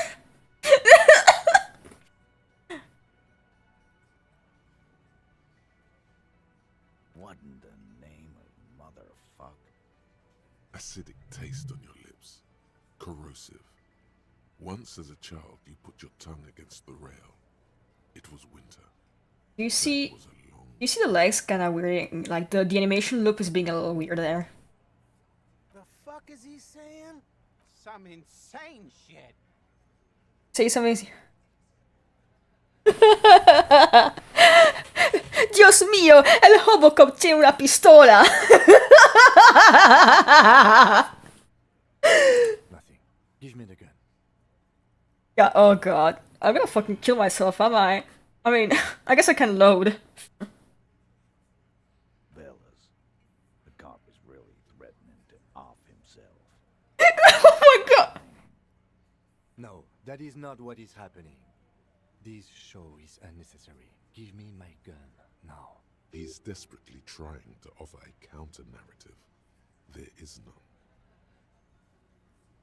Oh god, oh god, oh god, oh god, oh god. He's not gonna off himself. Come on. This is fucked up. No. He'll do it. Go ahead, son. 3, 2, 2, 1. Do it. Get this one thing right. I kill myself. No. Give it to Lieutenant Kitsuragi. It's not too late. You can still spin this Oh. tactic. There will be no spinning. Do the honest thing. Pull the trigger. We'll solve the case. Look at me. Don't worry. This demonstration is not helping at all. Inside the small mechanism, Uh-oh. you can hear a spring tensing up. Yeah. Cause I sorta wanna see that shit. You won't, man. His fucking balls ain't big enough. Should I do it? Should I do it? Should I kill myself?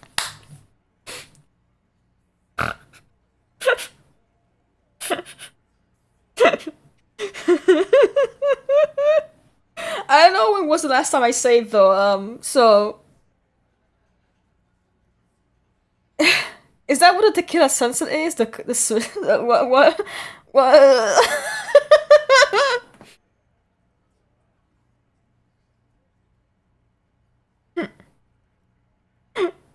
Okay. Should I stop? Should I stop? Should I actually turn back? Should I turn back, guys?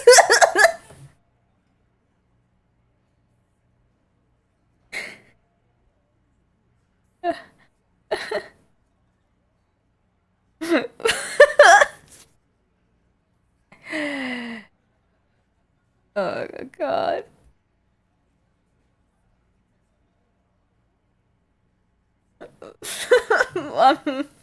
I can always reload the game, but that's gonna be kind of fucked up to do, I think. Yeah. You know what? I'm killing myself. Oh. Deranged cop kills himself. Oh, wow. Citizens in shock as a deranged law official, reportedly from the 41st precinct, shot himself in the head last night in the middle of a crowded cafeteria in downtown Martinez. The exact details of the incident have not been revealed, but first-hand witnesses claim that the officer was making a point. Can't say I'm surprised. Lawrence Gart, manager of the Whirling in Rags cafeteria, where the incident took place, commented he was extremely unstable. I didn't have the tie on me. Killed himself before. Wow, that was fucked up. Okay, I'm back in the harbor. Okay, I just have to do a little walking, but that's fine. I'm gonna up my authority a bit. Why the fuck not? I have stronger... bonus from items. Something's removing my authority. Something is...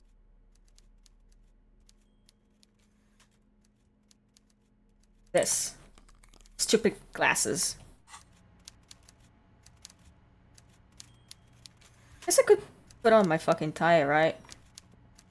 Because I don't have it on.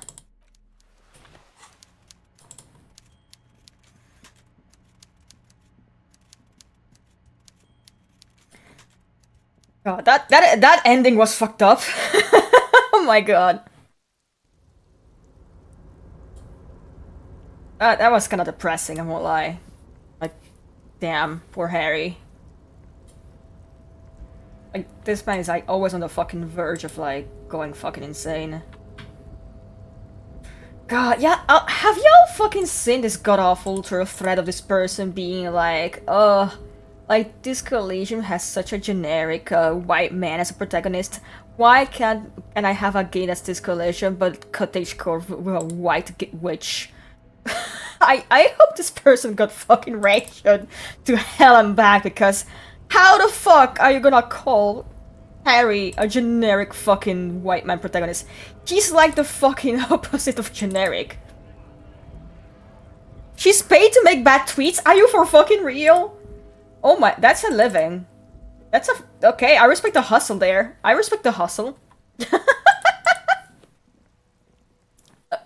Okay, girl boss.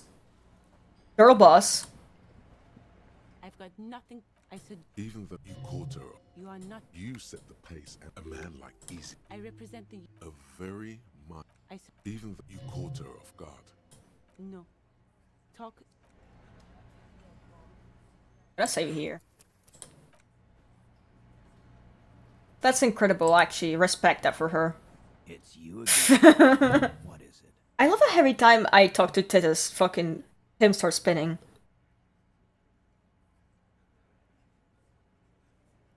There's literally a thought where Harry obsesses over people's sexuality. Oh my god, what? And what's gonna happen? Yeah, let me. Explosive, but haven't Everard back you up like. Oh, wait, that's just contacti status. Well, he's not alarmed. This goes without saying. I mean, if I tell who it is, he might be in trouble. it's like you said, Al. Copper's coming up with this on the spot. There is no witness. I've seen this shit a million times. It's you. Yeah. They're avoiding having. We were drinking. Right, I'm convinced. Bullseye. Well, yeah. Well, that means It means the whole scene was long. What is this fella? Shanky, I know you're... You didn't break this wagon fort, but you did great witness. So much bluster to hide the fact that they're uncomfortable with you having info. Okay, guys. Are you for fucking real? Bitch! 92! It's you again. What is it?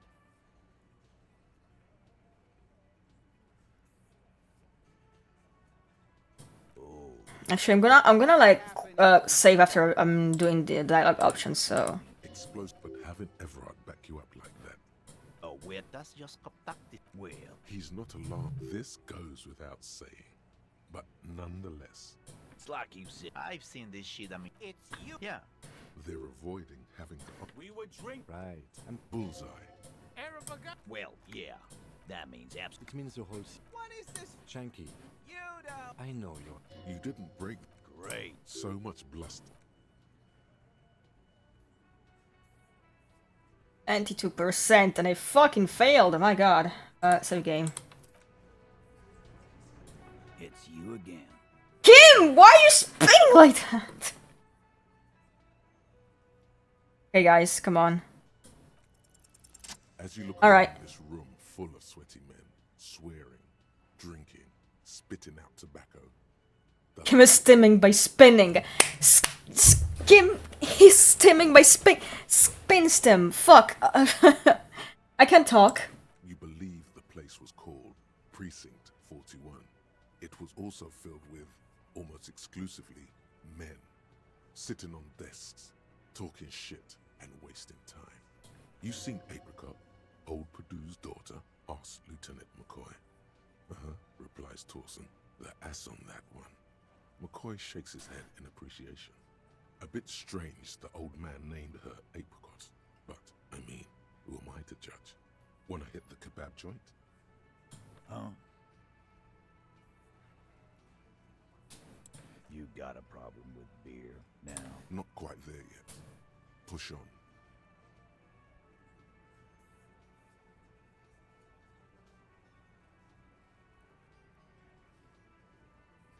Speak for yourself, buddy. We've been giving a shit for 10 years. Martinez was a dump before we put this outfit together. They don't know, man. They weren't here. We had 3 shootings a week, kids dead, fucking graffito everywhere. You cops haven't shown up since the 30s. Congratulations on the graffiti removal. All I see is you sitting around talking about Monica's titties while there's a rape victim. So what? What do you want from me? We took care of that fuck. Don't let him drink that. One more push. Quick. Just don't antagonize him. You have this already.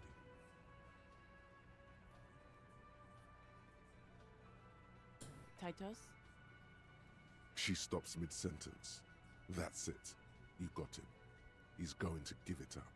But you want to talk to her, cop? Fine. I'm gonna let you talk to her. But you treat her with respect. If you don't, if you question her, harass her, a freight train of pain, buddy. What is her name? Glacia. I'm on due. Oh, that's her? She's staying here at the Whirling in Rags. A real pretty one. Silvery jumpsuit. Blonde. That's I'm on due. With an O. Shit. The girl. The girl upstairs? That can't Oh, be her. Remember what you said to her? You told her you want to have... Oh, it's her! It's definitely her! It's Miss Oranje, disco dancer! Oof. Oof. Oof.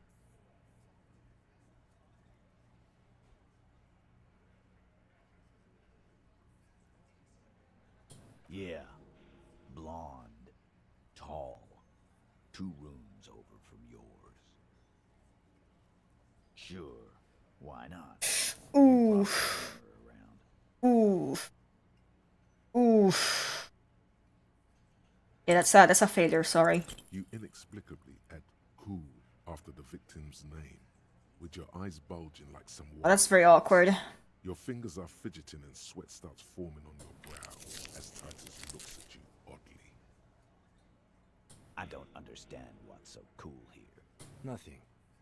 We just have a few more questions. Then we'll be on our way. Whatever you do not tell him you know her. That would sound off.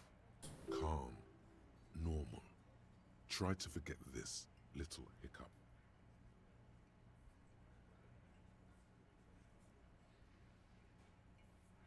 Remember what I said. Freight train of pain. Christ. Oh, that's extremely awkward now. Oof. Officer, what was that? You looked strange when he mentioned the assault victim's name. Do you know that woman? Officer, before we interview this woman, is there something I should know? He's not leaving you a lot of room to back off from this. Whatever you do, don't say the first thing. Understood. You were not in good shape on Monday. Okay, that's manageable. Understood.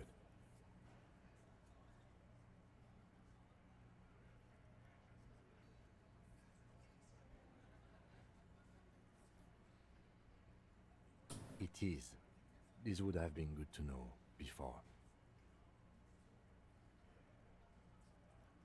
It should have. Anything else? We'll be all right, Lieutenant. This is nothing. I mean, it's very embarrassing that this happened. I feel fortified by his assurance. Oh, thank you, Kim. Is it though? Very kind. Nothing? You're still in for a bumpy ride here. Try not to mess it up.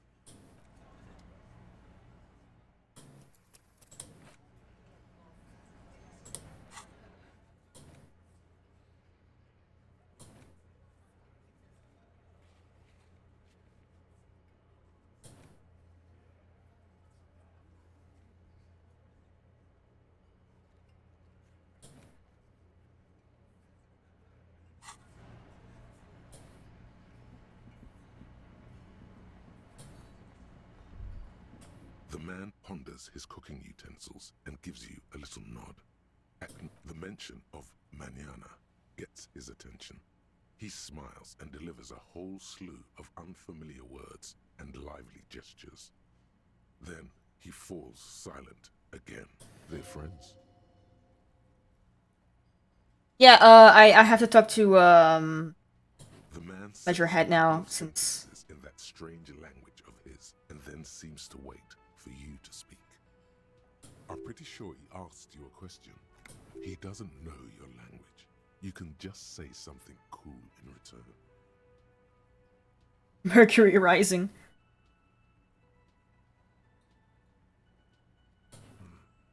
Horse need more vodka? Ah. Okay, so it's vodka that keeps the men happy and in good spirits. Clever move by the Union. Borscht is pretty good. Borscht is pretty good. It's a Polish soup with like eggs and sausage in it. It's very delicious. Very common in Slavic countries. I love it, Bratan! Turn it the fuck up and then ask for some your Listen, don't ask me why the body was still there. I was going around investigating. Dangerous idea, honestly. The place is a powder keg. The cook gives you a long, inspecting look, then shrugs to Stay masculine? What? you to speak.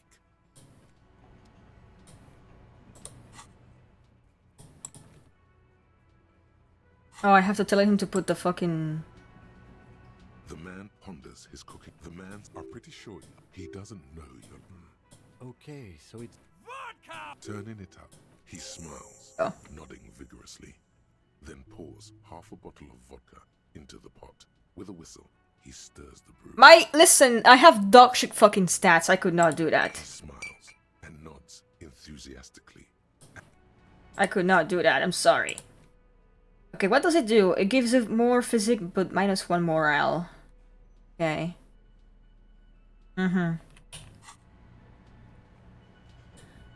Okay, I guess since we're here, I should talk to Clasia, and then I will talk to, Measurehead. If he's still around, I don't know if he've, Would you do that? I didn't really give him the option last time I tried to, like, examine the body. Who is it? Tired, controlled. This is the police. Can we come in? Come on up. The door is open. I'm drying my hair. Sounds like it's coming from upstairs somewhere. You could snoop around before going up.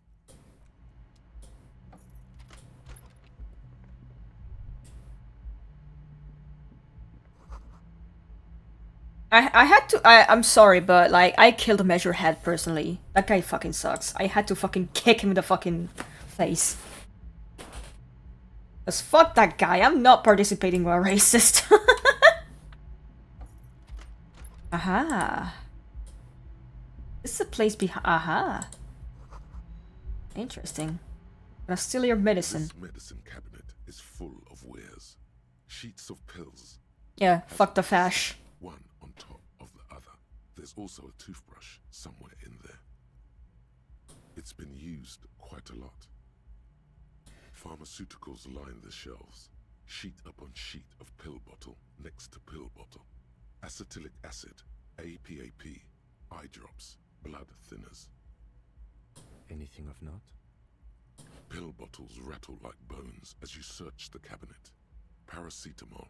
I know that one. Paradol. Something in a foreign language you can't read. Behind them, an unusually shaped nasal spray. Its label reads, Nacra. An opioid receptor antagonist. It's used for diamorphine overdoses. Among some foreign, probably Messinian or Gotwaldian, marked red blister packs you find. What do you find? This is going to take a little know-how. A bright orange bottle with Preptide stamped on it, in sunny, happy letters. Jackpot, baby. That's the stuff you're looking for. Your palms begin to sweat just holding that little plastic container. It's speed, man. Just what you were looking for. They call it dextroamphetamine and talk about psychological disorders. But what we're seeing is some scientifically advanced trucker speed. Preptide, a euphemism for pharmaceutical amphetamine. Prescription speed. The fuck are you waiting for? Let's get super fucking preppy. I don't know, man. That's her medication, not mine. That's weird. I have too many morals going on. All right.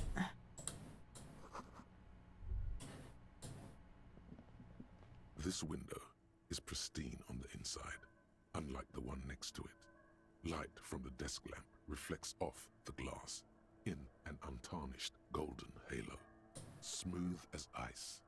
There are spots of mud and rain on the outside, even smudges. But the surface of the window is clear from the inside. No chips, no hairline fractures. Following your lead, the lieutenant leans in closer to inspect the surface. Looks like it, yes.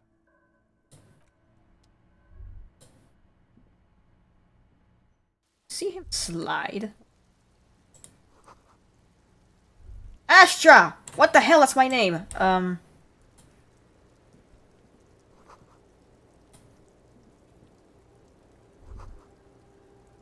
Just as you look at the flowers, a gust of wind raises them from the roof, picking them up in the air.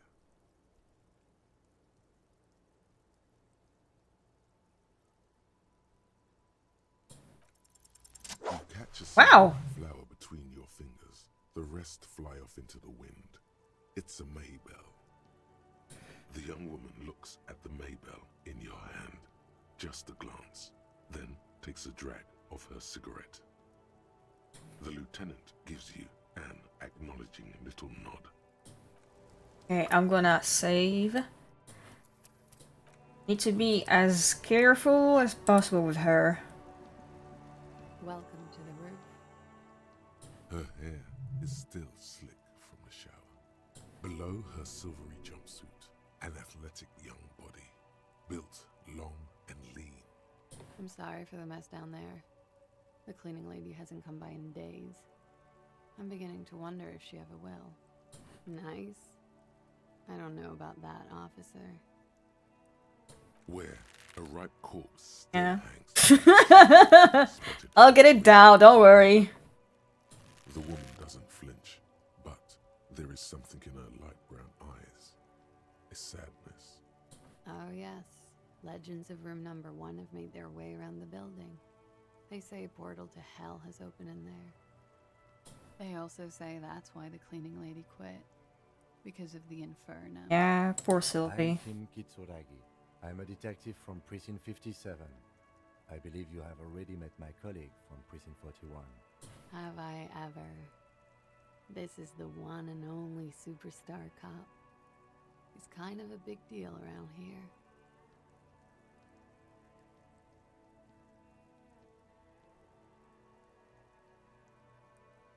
Wow. A penitent cop monk. What brings this changed man to me? Miss, we are investigating the murder of the man who was hanged. The people responsible have asked us to talk to you. Huh. I see. Be careful. Ask something else first. When you go there, use words like, I hear you have been through something difficult. Clasier Amondu. Vredefort, Republic of Oranje. A bad memory, officer. It's the past. People can't go back to the past. Thankfully, it's implied. I'm 28. Something stupid. Want to hear what's stupid? Somewhere in a one-room apartment on Boogie Street, a young man shows Patrol Officer Tilbrook his genital warts, asking if they're cancer. His partner, Emil Mullins, can't be there. He's in another apartment with another man who's showing him a dead dog under the radiator. It's dead, Mullins says. No, the man replies. I touched him. He's warm. Well, the radiator could be warming up. Warm, Mullins replies, because he's under the radiator. Oranese lit. Oranese literature. It's what I studied at the university. Fear of failure, fear of death, how it sucks to be Oranese. All national literatures are... Only the name of the nation changes. What about Revacholian literature? People sometimes reveal things about themselves when they discuss such matters. No. Revacholian lit is about how magnificent and serious Revachol is. It's about how you have to save the world.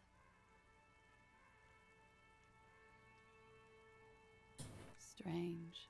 Usually the Revacholian hero does not save women.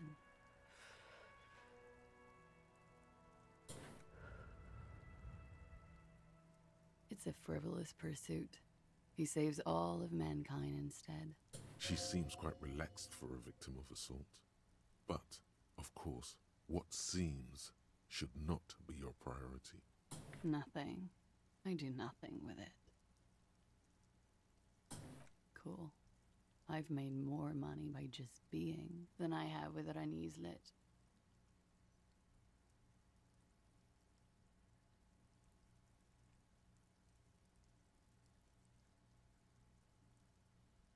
It's not very cool, but what can you do? I'm afraid you can't, officer. Why is that? Because it's buried in a sealed plastic bag at an undisclosed location on the coast, along with cash and airline tickets. Thank you for your candor. Why? They say so in your tourist brochure. Keep travel documents away from your person when west of the river.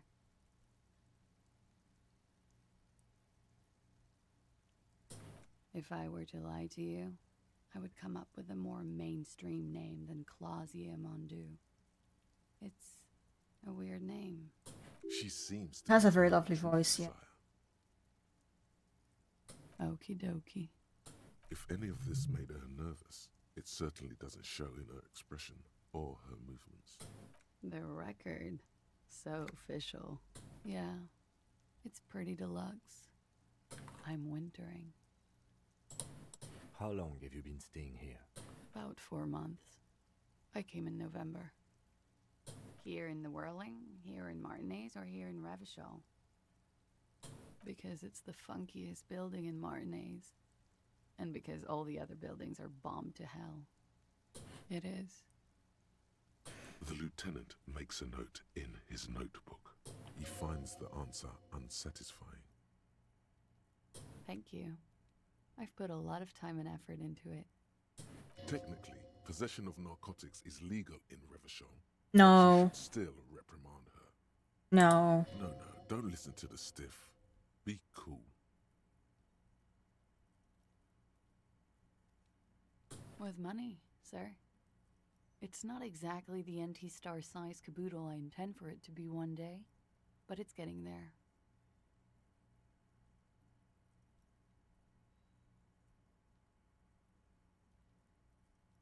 Very funky. Okay.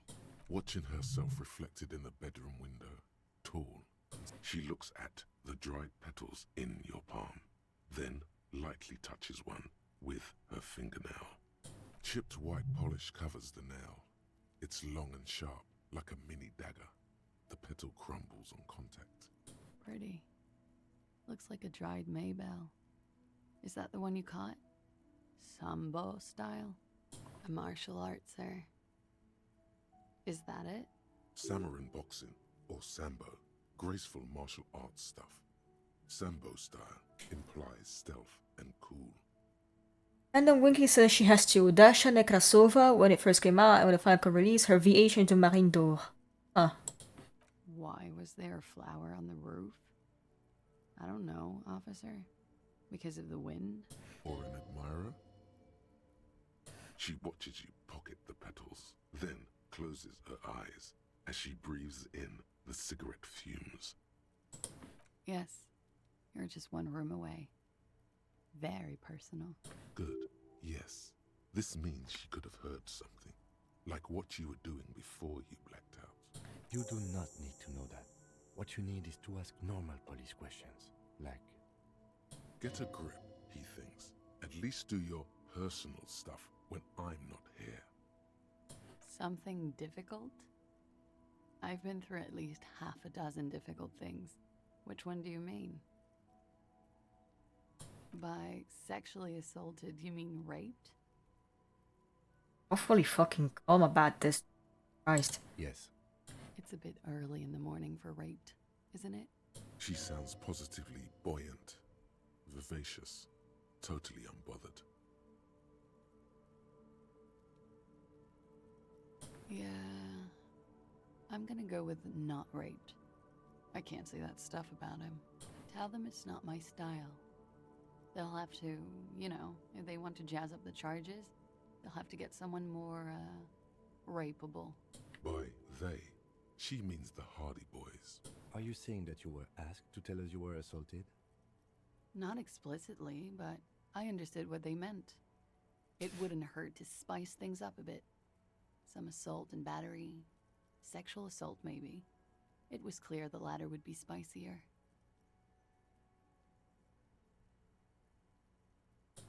Pretty much.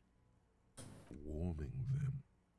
She must be very cold and exhausted of this life. I'm sorry, I can't do it. Oh. Not right now. Later, maybe. I keep seeing him. Like he's... I know it's difficult, miss. We can return to it later.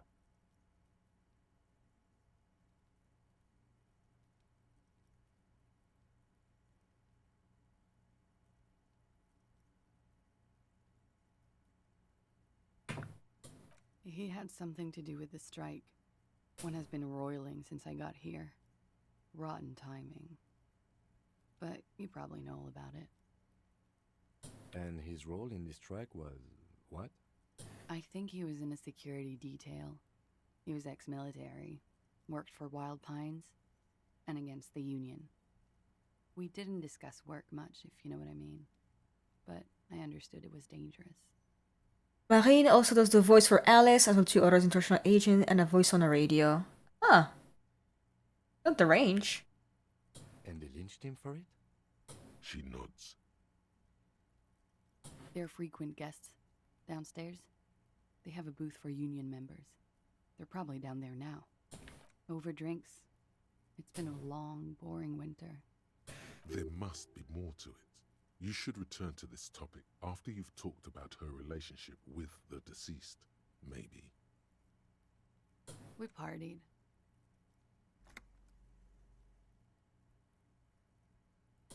With all due respect, sir, I think we partied a little harder than that. Oh, it is. you're still alive. What did you do when you partied? We drank, sir. A lot. For weeks, basically. We had that effect on each other. We made each other drink harder. That's why I liked him. What else? Stimulants. Speed also has that effect, making you drink harder. And then drinking harder makes you do more speed. It's quite the combination. We also had sex. A little. The drugs were good enough, and we did enough of them. How did you two meet? Downstairs, at the bar. He was on some sort of assignment, a military man, as you probably know. Had a cool, scary scar. She appears aloof, but that scar part, the scary, is stressed and drawn out. What's that about? Apprehension? With longing. She misses him. When was this? A month ago? Something like that. Oh yes. I have multiple viewpoints. From the roof, out of the bathroom window, in my dreams. A bitter cringe. It hurts. You look to the lieutenant. He takes a small step closer. You called us, the RCM. Yes. Oh. Jackpot. I made it. And I would appreciate it if you didn't tell everyone. In Martinez, they call it snitching. Reporting crimes is confidential in Ravachol, miss. I didn't exactly disguise it. I just muffled the mic and nicked the landline a little. With nail clippers. And I diverted some radio fuzz into it. Into the cold wire. You were right to suspect there might be foul play involved with the broken phone line. Did I? Fuck. I didn't mean to. I had no idea what I was doing. Jigsaw falling into place. This is satisfying. Good catch. I appreciate the symmetry. I don't know, sir. It was stupid. I was drunk, too. I was probably afraid the Union was listening in. Locals say they have ears in the wires. Thank you for making the call, miss. It was the right thing to do. I didn't want to, sir. And he's still hanging there. Yeah, don't worry, we'll get it down. We will move the body to the morgue today, miss. Don't worry. Like I said, we met over drinks. A little, yeah. Like you partied with the deceased? No, not as hard. I'm sorry to have to ask this, but have you had a physical relationship with any of the Hardy Boys? I have. Which ones, sir? I don't remember precisely. Titus, obviously. But as I said, it's been a long winter. Could that have been part of the reason they hanged him? I hope not. Actually, I know that's not the reason. I'm careful about that kind of thing. Not crossing the wires, you know? But that's probably where they got the rape idea. Men like that? I don't know. It's the way their imaginations work. I suspect it's what they'd like to do to me. She changes balance from one foot to another, crossing her legs. She breathes a silvery sigh of relief and weariness. The air on the roof feels humid. Should we head right downstairs, officer? We may have things to discuss there. She nods. Silvery Oof. cigarette fumes disappear into her mouth. Why not? I'll be here until 11 p.m., drinking coffee, most likely.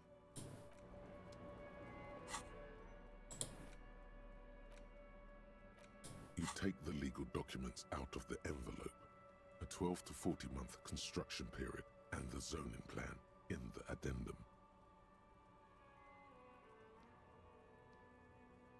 The youth center cuts into the ocean like the bow of some great... Actually, we'll look at this later. Apparently, it's going to cover most, if not all, of the street and the square between the existing houses. It's 3 stories tall. It's going to be awfully close to the already existing buildings, almost wall to wall, practically integrating them into the youth center. This is either an ominous or cool architectural choice. Hard to say. My money is on cool. Looks like a cubic pyrite.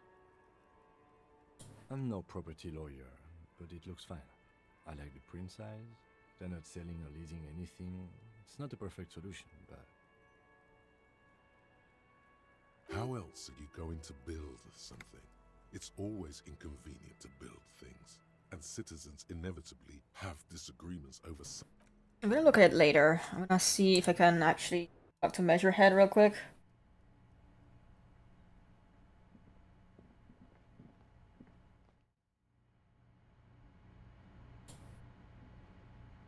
Looks like we have more to discuss with those so-called Hardy Boys.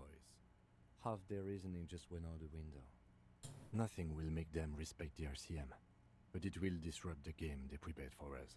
We just stripped off one layer of whatever it is. Her decision to not corroborate their story was definitely not part of the plan. What else could she have done? Lie?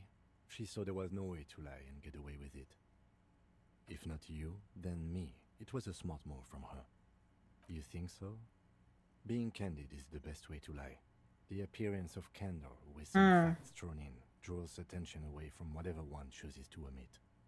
She may be trying to control the pace of the investigation. Anyway, we should move.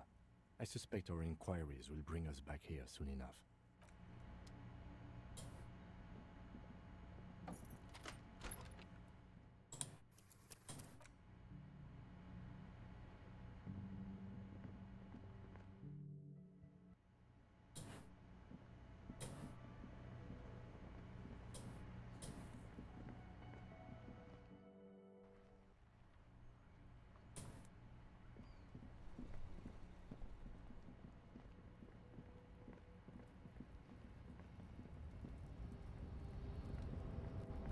Still here. Yes.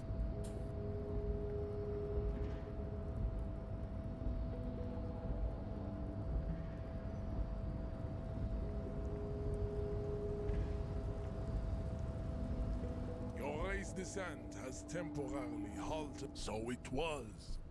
You bested me in race combat to reach my superior, then had him give me an order. I salute your cunning. You fucking suck. I hate you. I will go and remove the body from the tree with my bare hands. You're so noble, Measurehead. There's a but.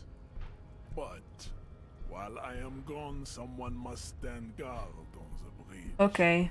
That someone needs to be you. How long will that last? That would mean you're openly showing the people that you're taking the Union's side.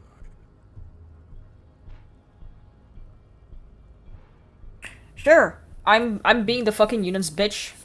Babe, see that they stay here the whole time.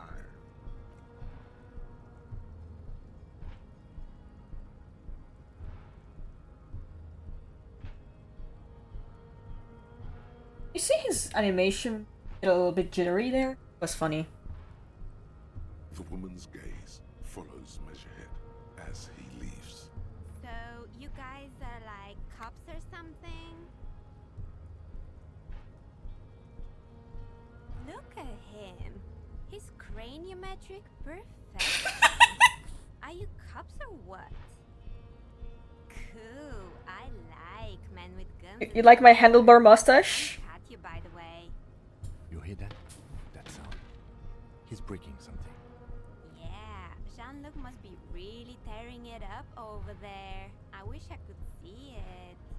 Don't worry. Physical stuff like this is really easy for Measurehead.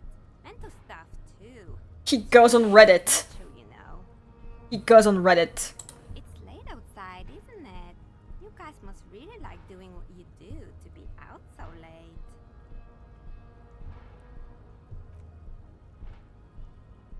There he is. Look at that. Oh, did you see the jitter? Did you see the jitter in the animation? The corpse has been removed from the tree. Stand down and congratulate yourself. She has Reddit gold. Day's victory today. And what you had to do was to become a Union man for all to see. Yeah.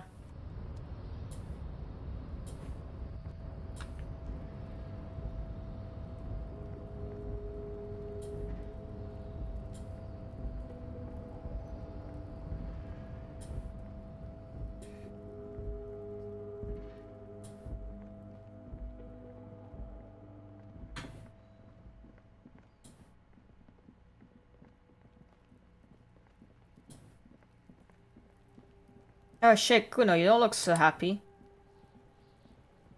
You missed a good show before. A kid came by and completely fucked the tree to pieces. He fucked the tree up! Fucked it good! It was porno!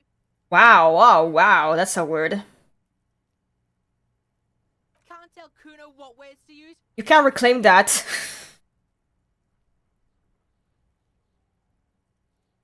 Fuck you.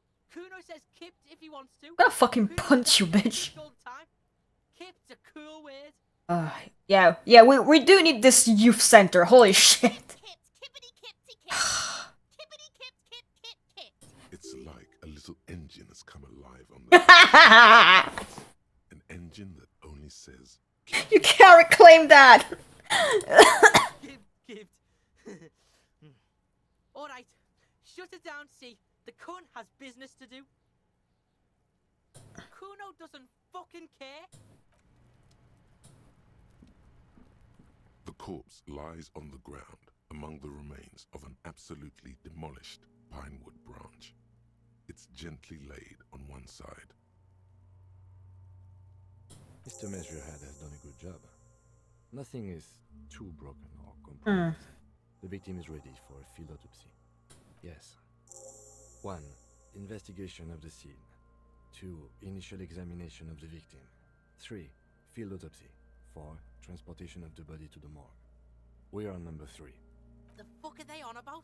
Cop's gonna cut his shit up! Garnet gloves? Okay. The lieutenant adjusts his glasses and takes a deep breath. I need to go to the bathroom, actually. Fuck, I need to empty my water sack. Fuck. Too much water in me.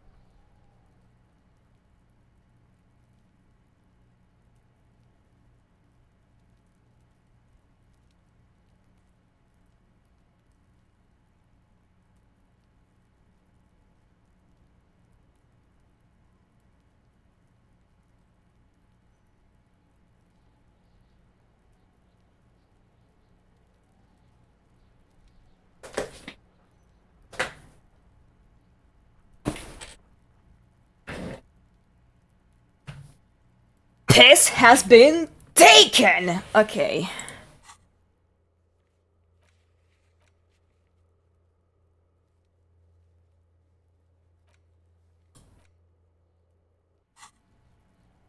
Interfacing.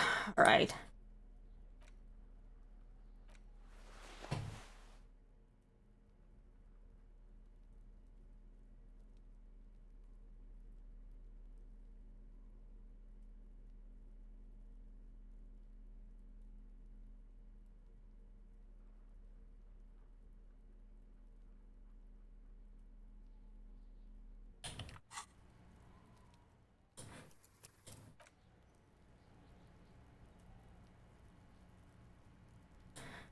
See, how's my interfacing? That's for...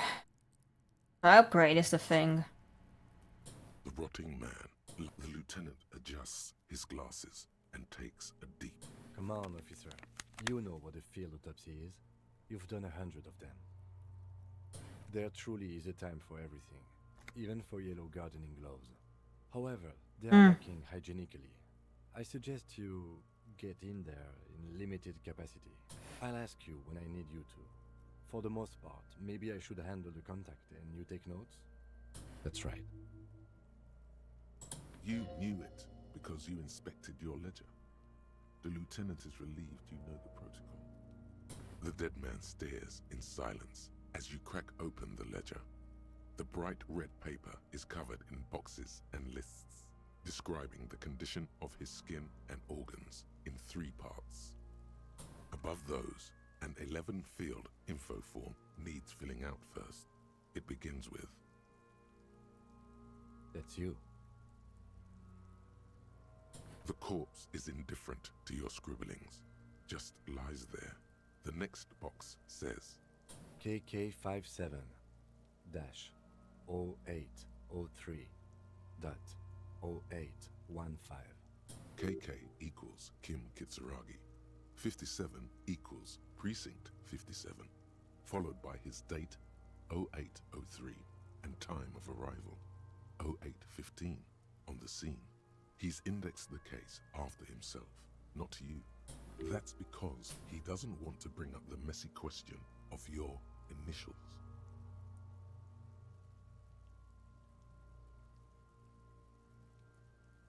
Next, we've heard the nom de guerre, Lely. It's better than nothing. What's next? Date of birth? NA. Roughly 50. Try 40. The damage is so extensive, it's better to err on the young side. He nods. Mondial. The pudgy mess of curdled meat looks neither mondial nor... Fuck off. Male. Pigs can have sex. Nor does he look male, with his pregnant belly and... Full of bacteria and gas. It's gonna burst and it's gonna be gross. We're still going with March 4th, 51. What else? 9. Body identified by is non-applicable. 10. Case number is the same as the coroner's case. KK 57 0503 0815 listens motionless, with the cargo belt still around his neck. Oh. None, at least not after the initial examination. Interfering with the body's position or wounds post-mortem. How did you not know that? Aren't you a cop? You're leaving a weak impression here. Say something sure-handed. Don't overdo it. It's okay to be unsure.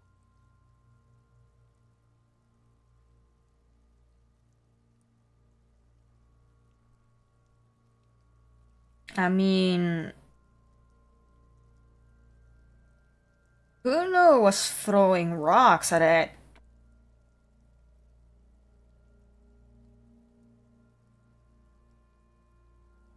Was he actually alive? I don't think he was alive. Like he was. I think no, he was unconscious, right? When he was, whatever. I don't remember shit. Yeah.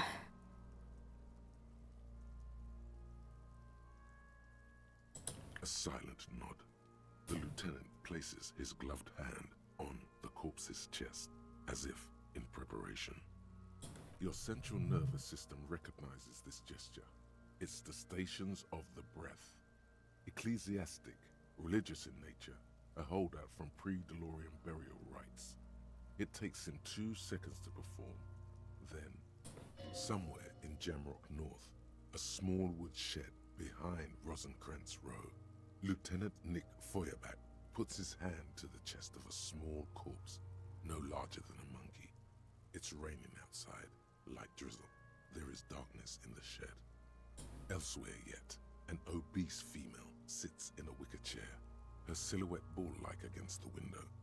Outside, Grand Coudon The day is turning dim for Sergeant Mac Dawson.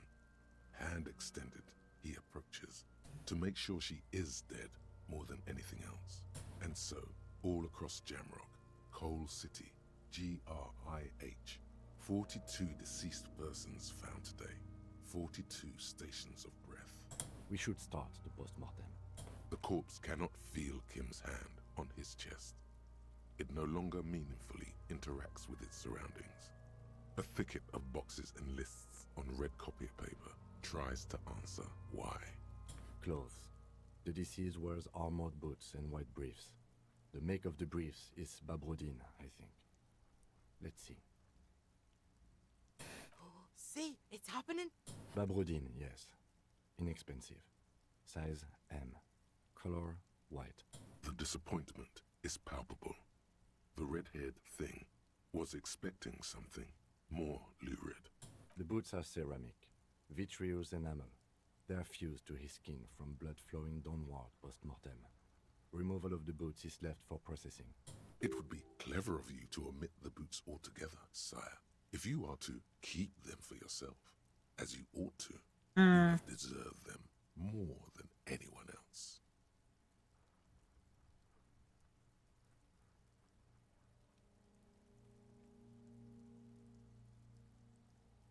We did have the quest to get the boots on them.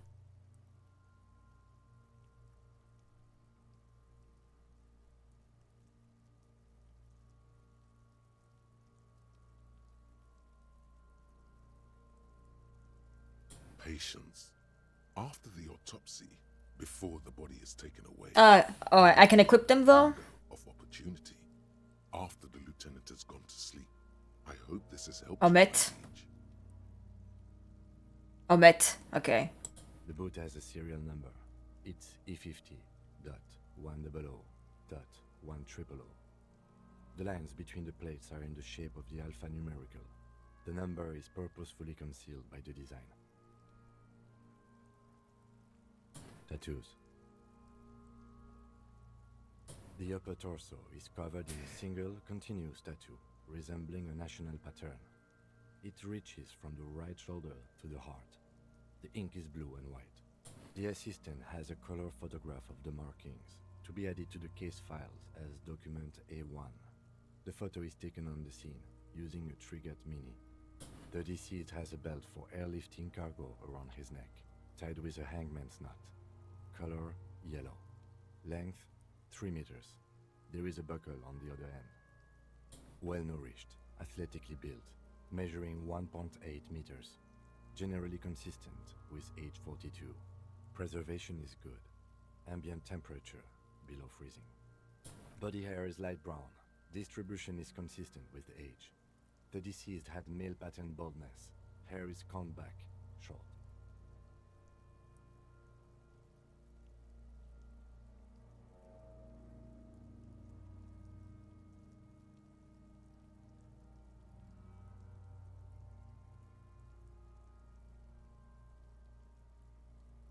Lividity is consistent with hanging. The head is congested. Contusions are present on the head, chest, and thighs. Consistent with stones thrown post-mortem. Low velocity. Fucking low velocity? You think Kuno doesn't know what you're talking about? Velocity was fucking max. Talking shit about Kuno's velocity. In addition, there are bite marks on the face, scalp, and chest. Consistent with predation. Ligature mark.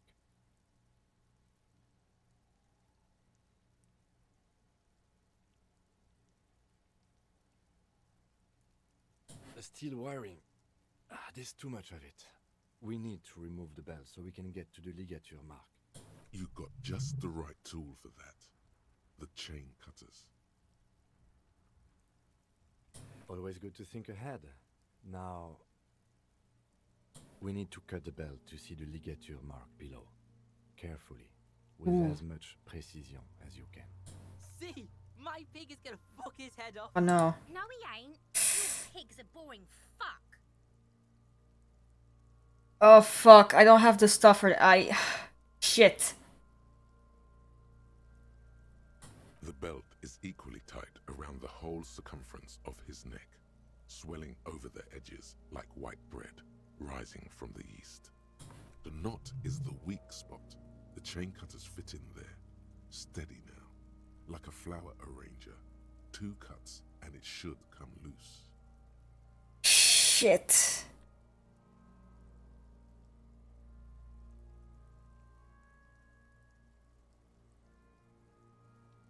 Fuck it, we ball.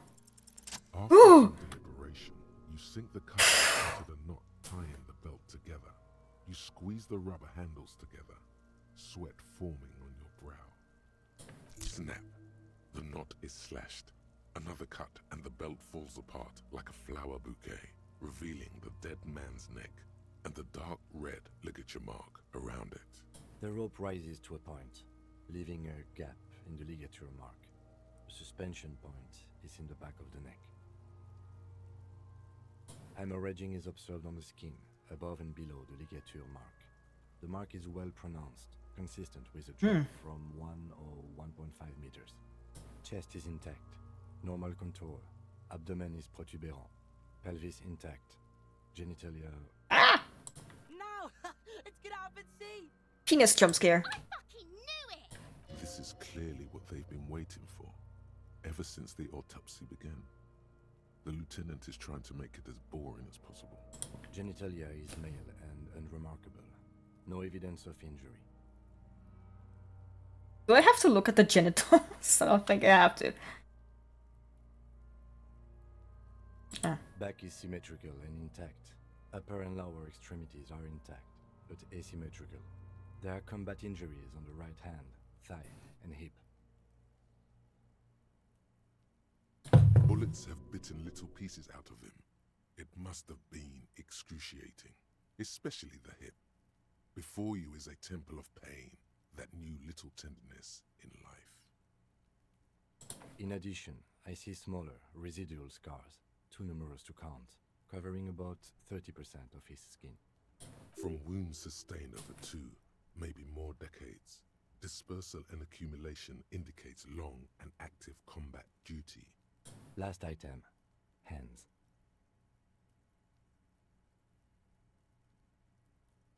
Hands are clean. No sign of a recent struggle. Maybe I'm just not seeing them. Honestly, this stench is making it hard for me to think at the moment. Ooh. That's all for the external. Well done. What next? I'm gonna have to wait for Kim to leave then. Central nervous system. I have nothing. Do you have anything on this man's central nervous system? Of course, there is a moral to be drawn from it. A moral to this story. What would that be? The dead man looks, too, with barely contained excitement to hear the moral of his story.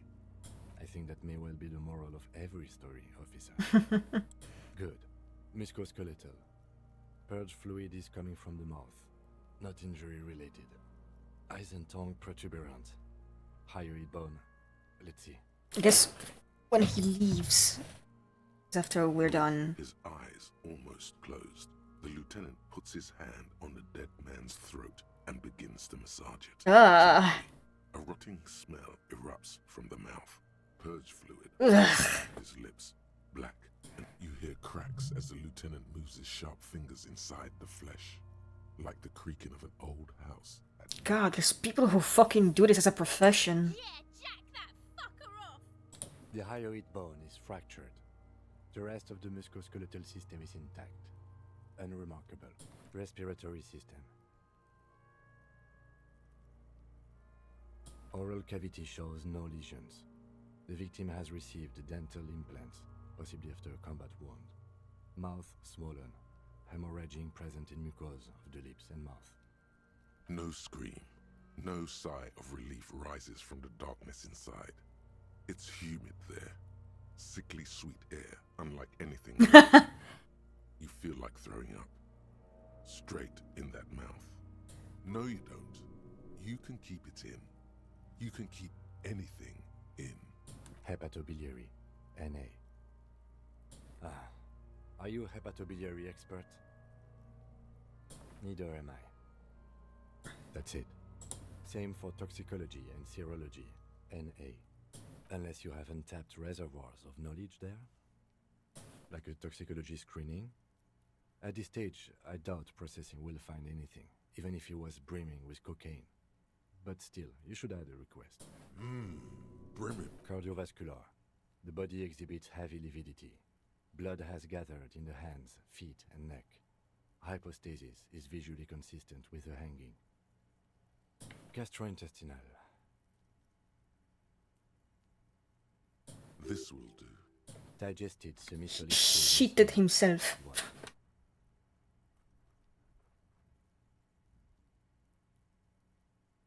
What's next on the list?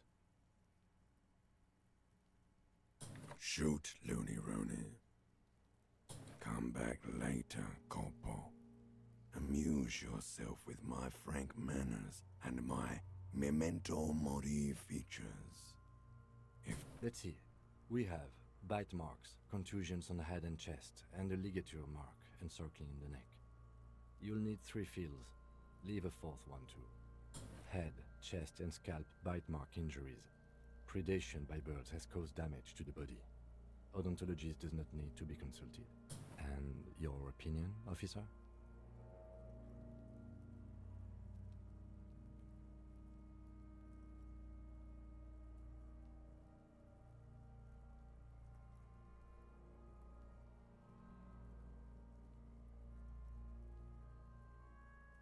Agreed. Next injury? So, the scalp bleeds from a post-mortem head injury, a stone. The injury does not have the rim of an early inflammatory response. The perpetrator on the scene has confessed to causing it post-mortem. At maximum velocity, fucko! Has confessed to causing it at maximum Coagulated blood sticks to his scalp and chest, where the countless stones have hit the dead man. Beneath, the description of injury. 2 boxes. Right. Next? Nothing. Just in case. A dark red abraded ligature mark encircling the neck, with a gap on the nape measuring, let's say, 7 centimeters. The hyoid bone is fractured, the cervical column intact. I see hemorrhaging on the skin, above and below the ligature mark. Depth of the mark, 1 centimeter. No signs of clawing on the neck. Below the note, 2 customary boxes wait to be ticked. The man's head jerks to the side. The ring around his neck is visible.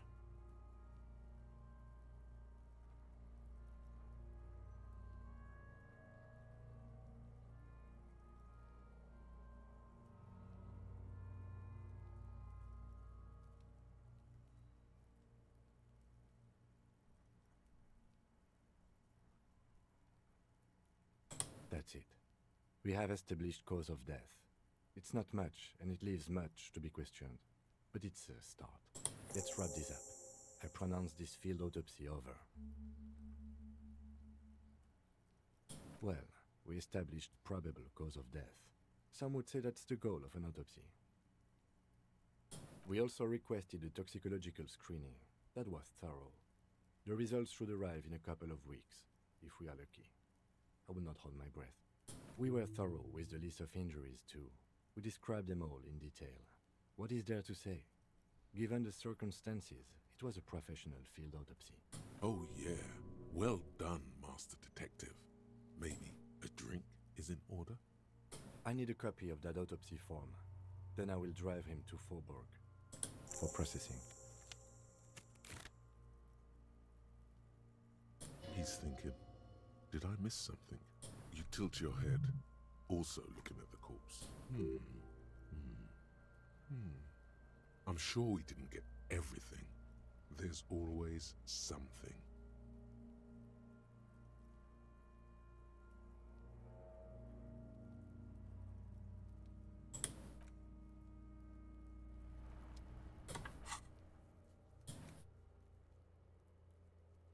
When does he fucking leave? 2 skill points to use.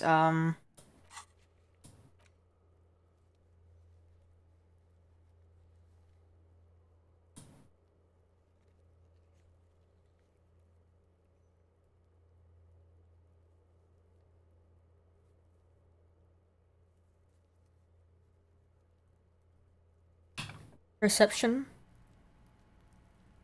I don't think I have a lot of perception. I could use a skill point for that. See. Perception right now is at -1. Jesus. Okay, remove that.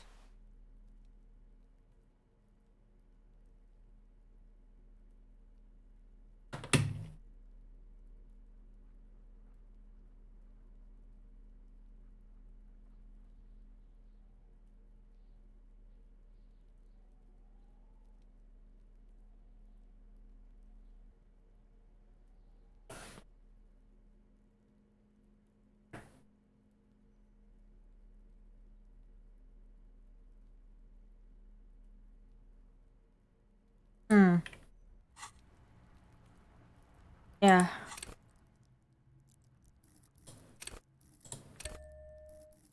Still have 1 skill point. But I don't know if I should save for something else. The man is The lieutenant adjusts his glasses and takes a deep Still breath. fucking low.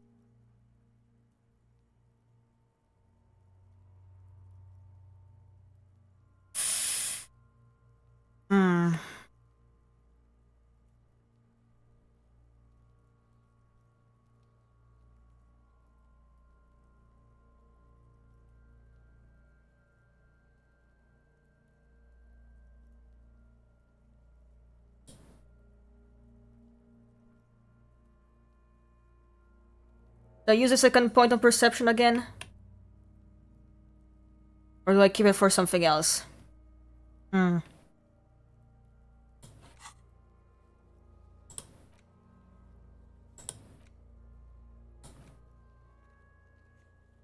Perception. Yeah. Because this seems pretty important, so,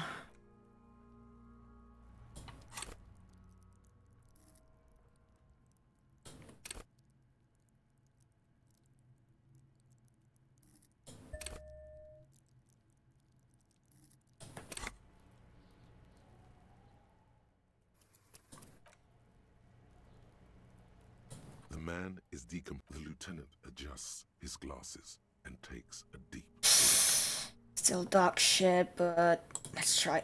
Ah. Run your hands over the victim's cold body, his limbs, his torso with its swollen organs. Maybe you should be more thorough. His fingernails have turned dark. They're chipped and quite long. There is dirt under them. That's all. Do you think we missed something? You can't shake the feeling that there are more secrets concealed in the flesh before you. Okay, well, we are in livor mortis here. He is disintegrating. We need to refrigerate the body if we want to conduct another examination. And we need to do it. If you want for this task to slowly become impossible, then yes. Otherwise, no. He's been hanging out far too long already. We need to ice him. Not to mention the damage that would be dealt to the force's reputation by the corpse just rotting here like this. The plank? Hey, wasn't there a giant ice bear sarcophagus below that building? Yes. Now, I've rarely been disappointed by the size of a giant ice bear fridge, but I think we should still take a look at it first. Make sure it's big enough before we carry him over. Let's move. With every hour, whatever we are looking for.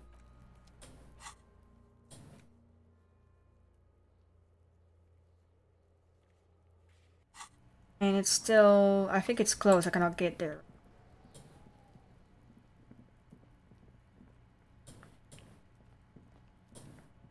I have to go there to the bookshop. I don't think it's open yet. Closed. Shit. I'm gonna have to wait for Kim to fuck off, I guess. Like, when would he leave normally?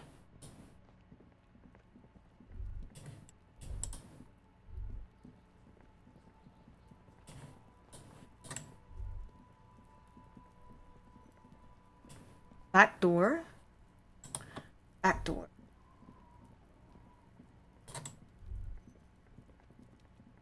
I can't get there.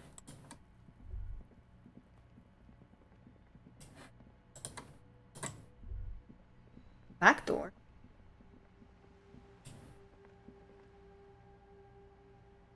Hmm?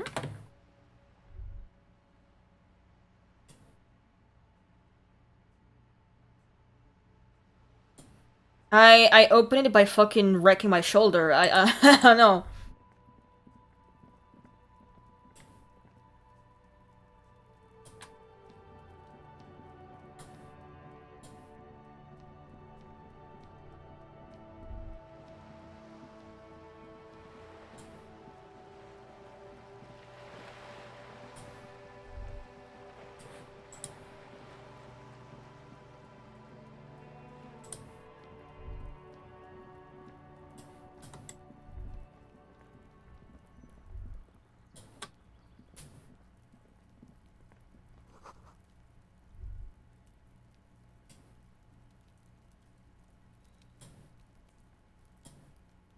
Hmm.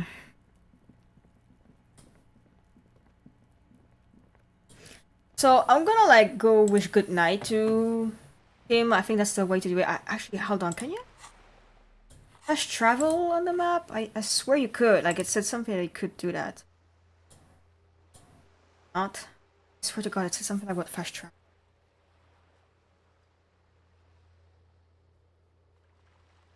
Go to the car first. Say okay. Let me see.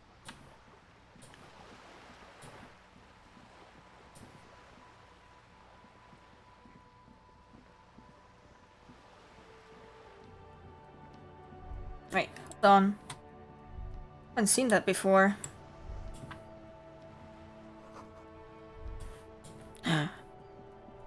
Wait. Hold on.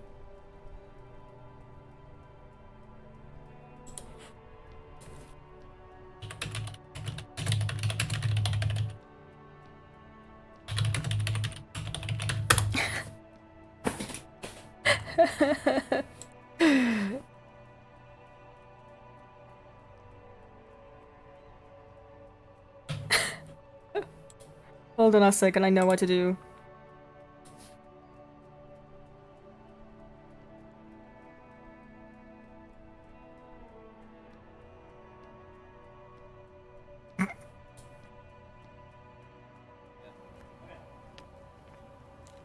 Yo, what the? You want penis enlargement pills? Fuck, anyway.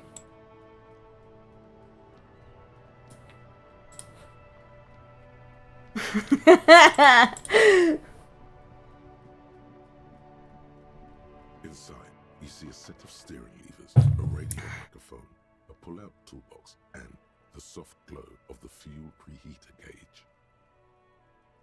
As you tap on the gauge... No, that's enough fun with the foldable headlights. I know they are mesmerizing. They are also fragile. I'm not going to turn it... The white suede feels luxurious under the touch, and the metal clutch handle so very familiar. Okay.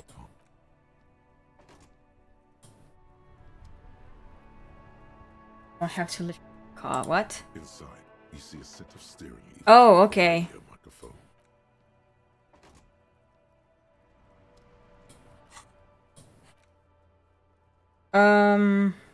There you go. Okay, Kim, I'm gonna go to sleep. Don't worry about it. Don't worry about it. I'm not gonna misbehave. I'll be a good boy. Good night, officer. We'll meet in front of the shack in the morning.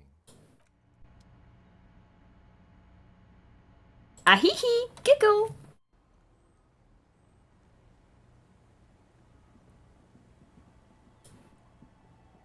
This means go away in French, by the way. Ahihi, giggle. Oh, I am up to no good. Yes. Oh,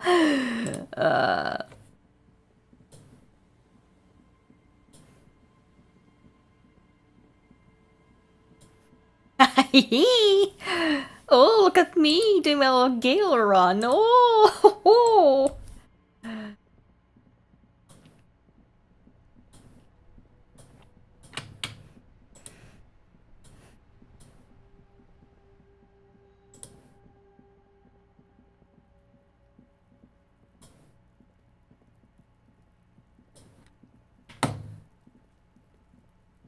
man is decomposing. The body is reluctant to let go of the boots, as though it were its last bit of dignity.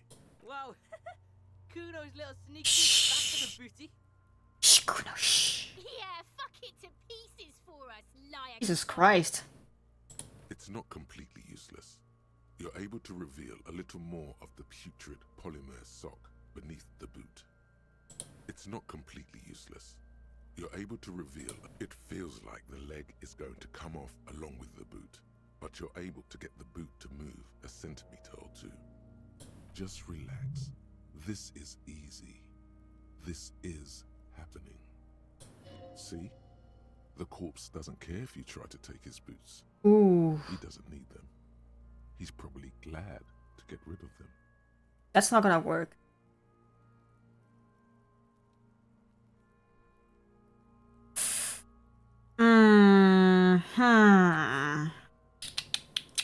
Gotta measure my decision there. So who the fuck is pinging me on Discord? What the fuck?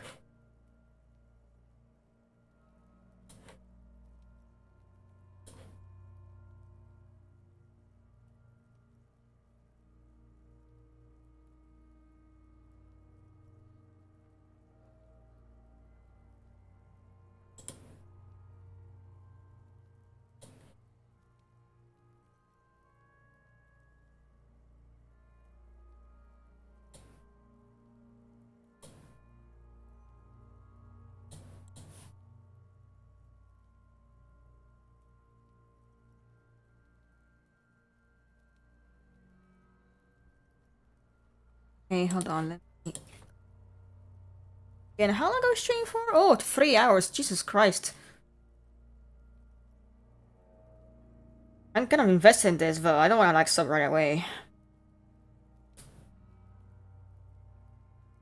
See, let's try stepping on a coast to, like, maintain it still. Something cracks. Oh, shit.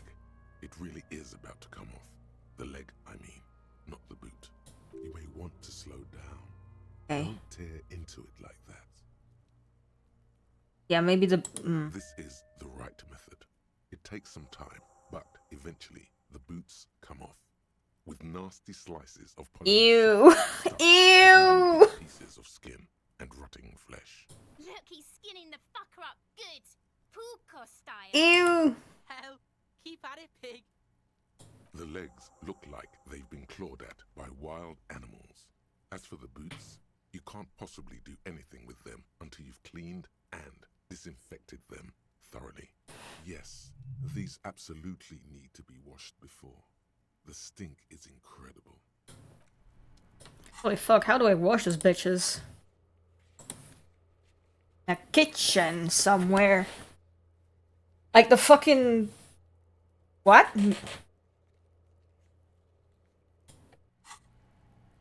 Okay. We go to bed now. I'm also very tired. The whirling. We do that.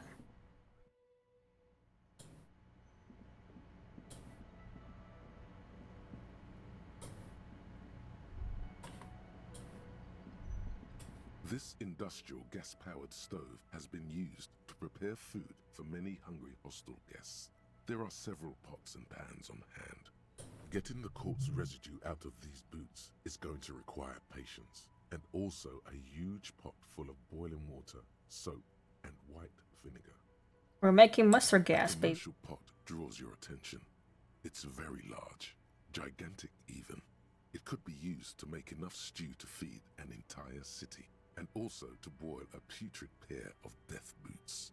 Far away, in the darkness of a makeshift morgue behind Station 41's Lazarus, Dr. Nix Gottlieb cuts into the cold, dead feet of a murder victim. The veins are oddly black. He suspects a neurotoxin. There is a variety of soaps and bleaches in the cabinet to the left of the stove. There is also a bottle of white vinegar in the cabinet next to the fridge. This is gonna take the hard stuff too. Use as much as you can.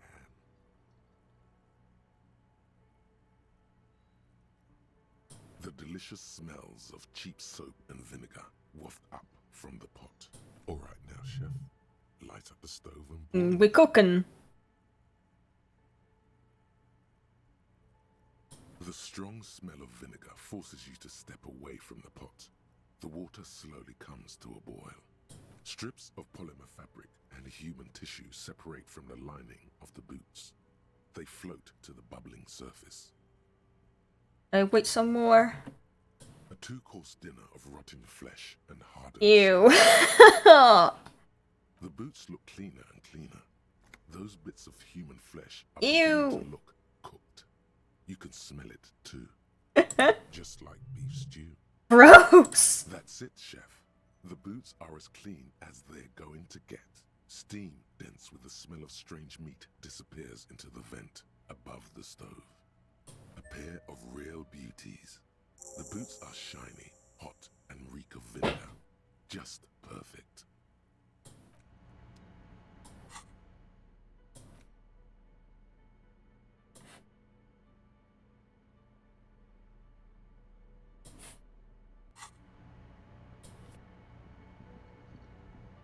We should probably head to bed then. Game now. I think there's enough.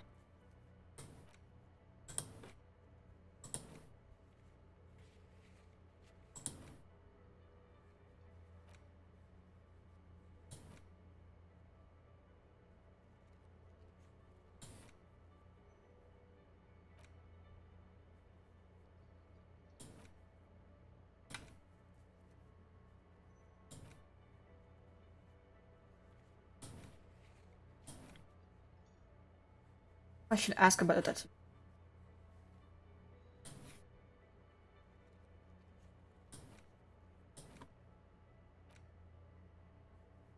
All right.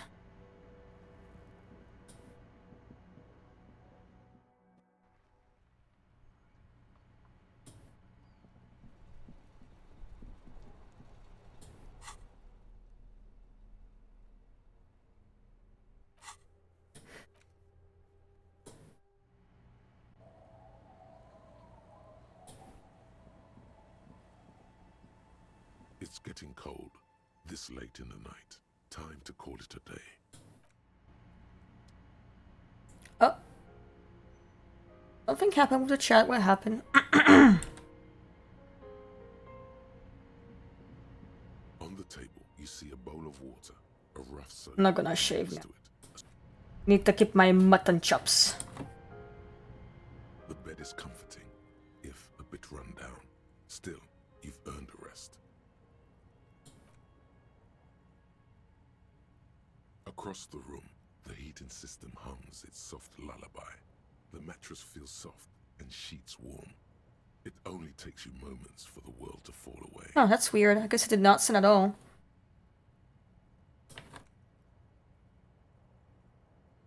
Thoughts, baby. A million little lights in the dark. You're one fine instrument, brother. All those faces and all those names. All that laughter and screaming and scheming around. Every corner and every street. Recorded in you forever on Faraday. On and on it goes for untold hours. At the disco where you first asked her to dance. Rising, rising. Above the dark curvature, the great wingspan of sleep. Studded with stars. Behold, there are millions of them down there. The first time, the last time. The smoke in her mouth, the plotted flowers, the faces turning, changing. It's the world, Harry boy, and you're made of it. Every day you're out there, you make more of yourself from it. I'm afraid you can't be unmade now. You can never forget this shit. Beautiful. It's stuck on loop. whirling, spitting out words and images. You're the son of the world again. Harrister, a ceaseless agent. Picking up litter and old newspapers. Collecting your little bubblegum wrappers and idiotic picture postcards. Meaningless, meaningless keepsakes. Reading your awful letters and recalling things, aren't you? The endless names of the world. An address book you are. The map of a city. You'll go insane if you keep going like this. One more day, and you'll be in the loony bin. I just know you will. And for what, brother man? For the working class. Solving your little crossword puzzles. Doing your tasks. Crossing names off lists. Trying to become some sort of world detector. It won't make it okay. It won't put smoke back in her mouth. There Communism, he goes maybe. again. He's a real political animal, our Harry. He still doesn't see that it's the world changing around him. He's got no idea what he's in for. Beep, beep, beep. The alarm is ringing, Harry. The disco circus goes on and on. You barely slept 3 hours last night.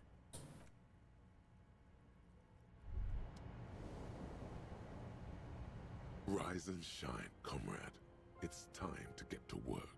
Despite all the thinking you've been doing, only 0.0001% of communism has been built. It's too great a task to undertake alone. You're going... Organization hasn't exactly been your strong suit, historically speaking. You must seek out your revolutionary brothers and sisters. But I'm gonna end it here for today because I'm tired. Next play, I play. Then together, maybe you'll be able to build as much as 0.0002% of communism. But it won't be easy. Decades of persecution by coalition authorities have driven the remaining communists of Martinaise underground. They live underground. These communists aren't men. They're mole people. Let your nose guide you, detective.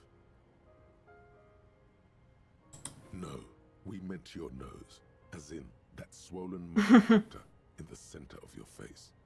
It just happens to be perfect.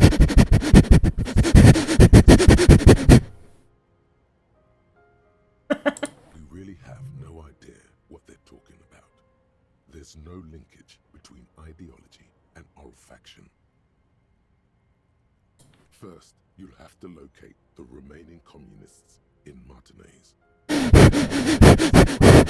Oh god, this smells like plastic. Ugh.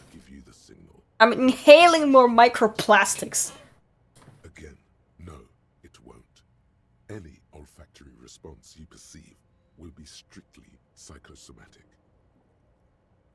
You should begin by interrogating those lawless malcontents at the Dock Workers Union. They're an obvious place to start. Here we go. Wake, brave worker. 'Tis no time for bed. Fight till there's no slaves below, and no masters o'erhead. Alright, I'm gonna end it here for tonight, because I've been playing for 3 hours.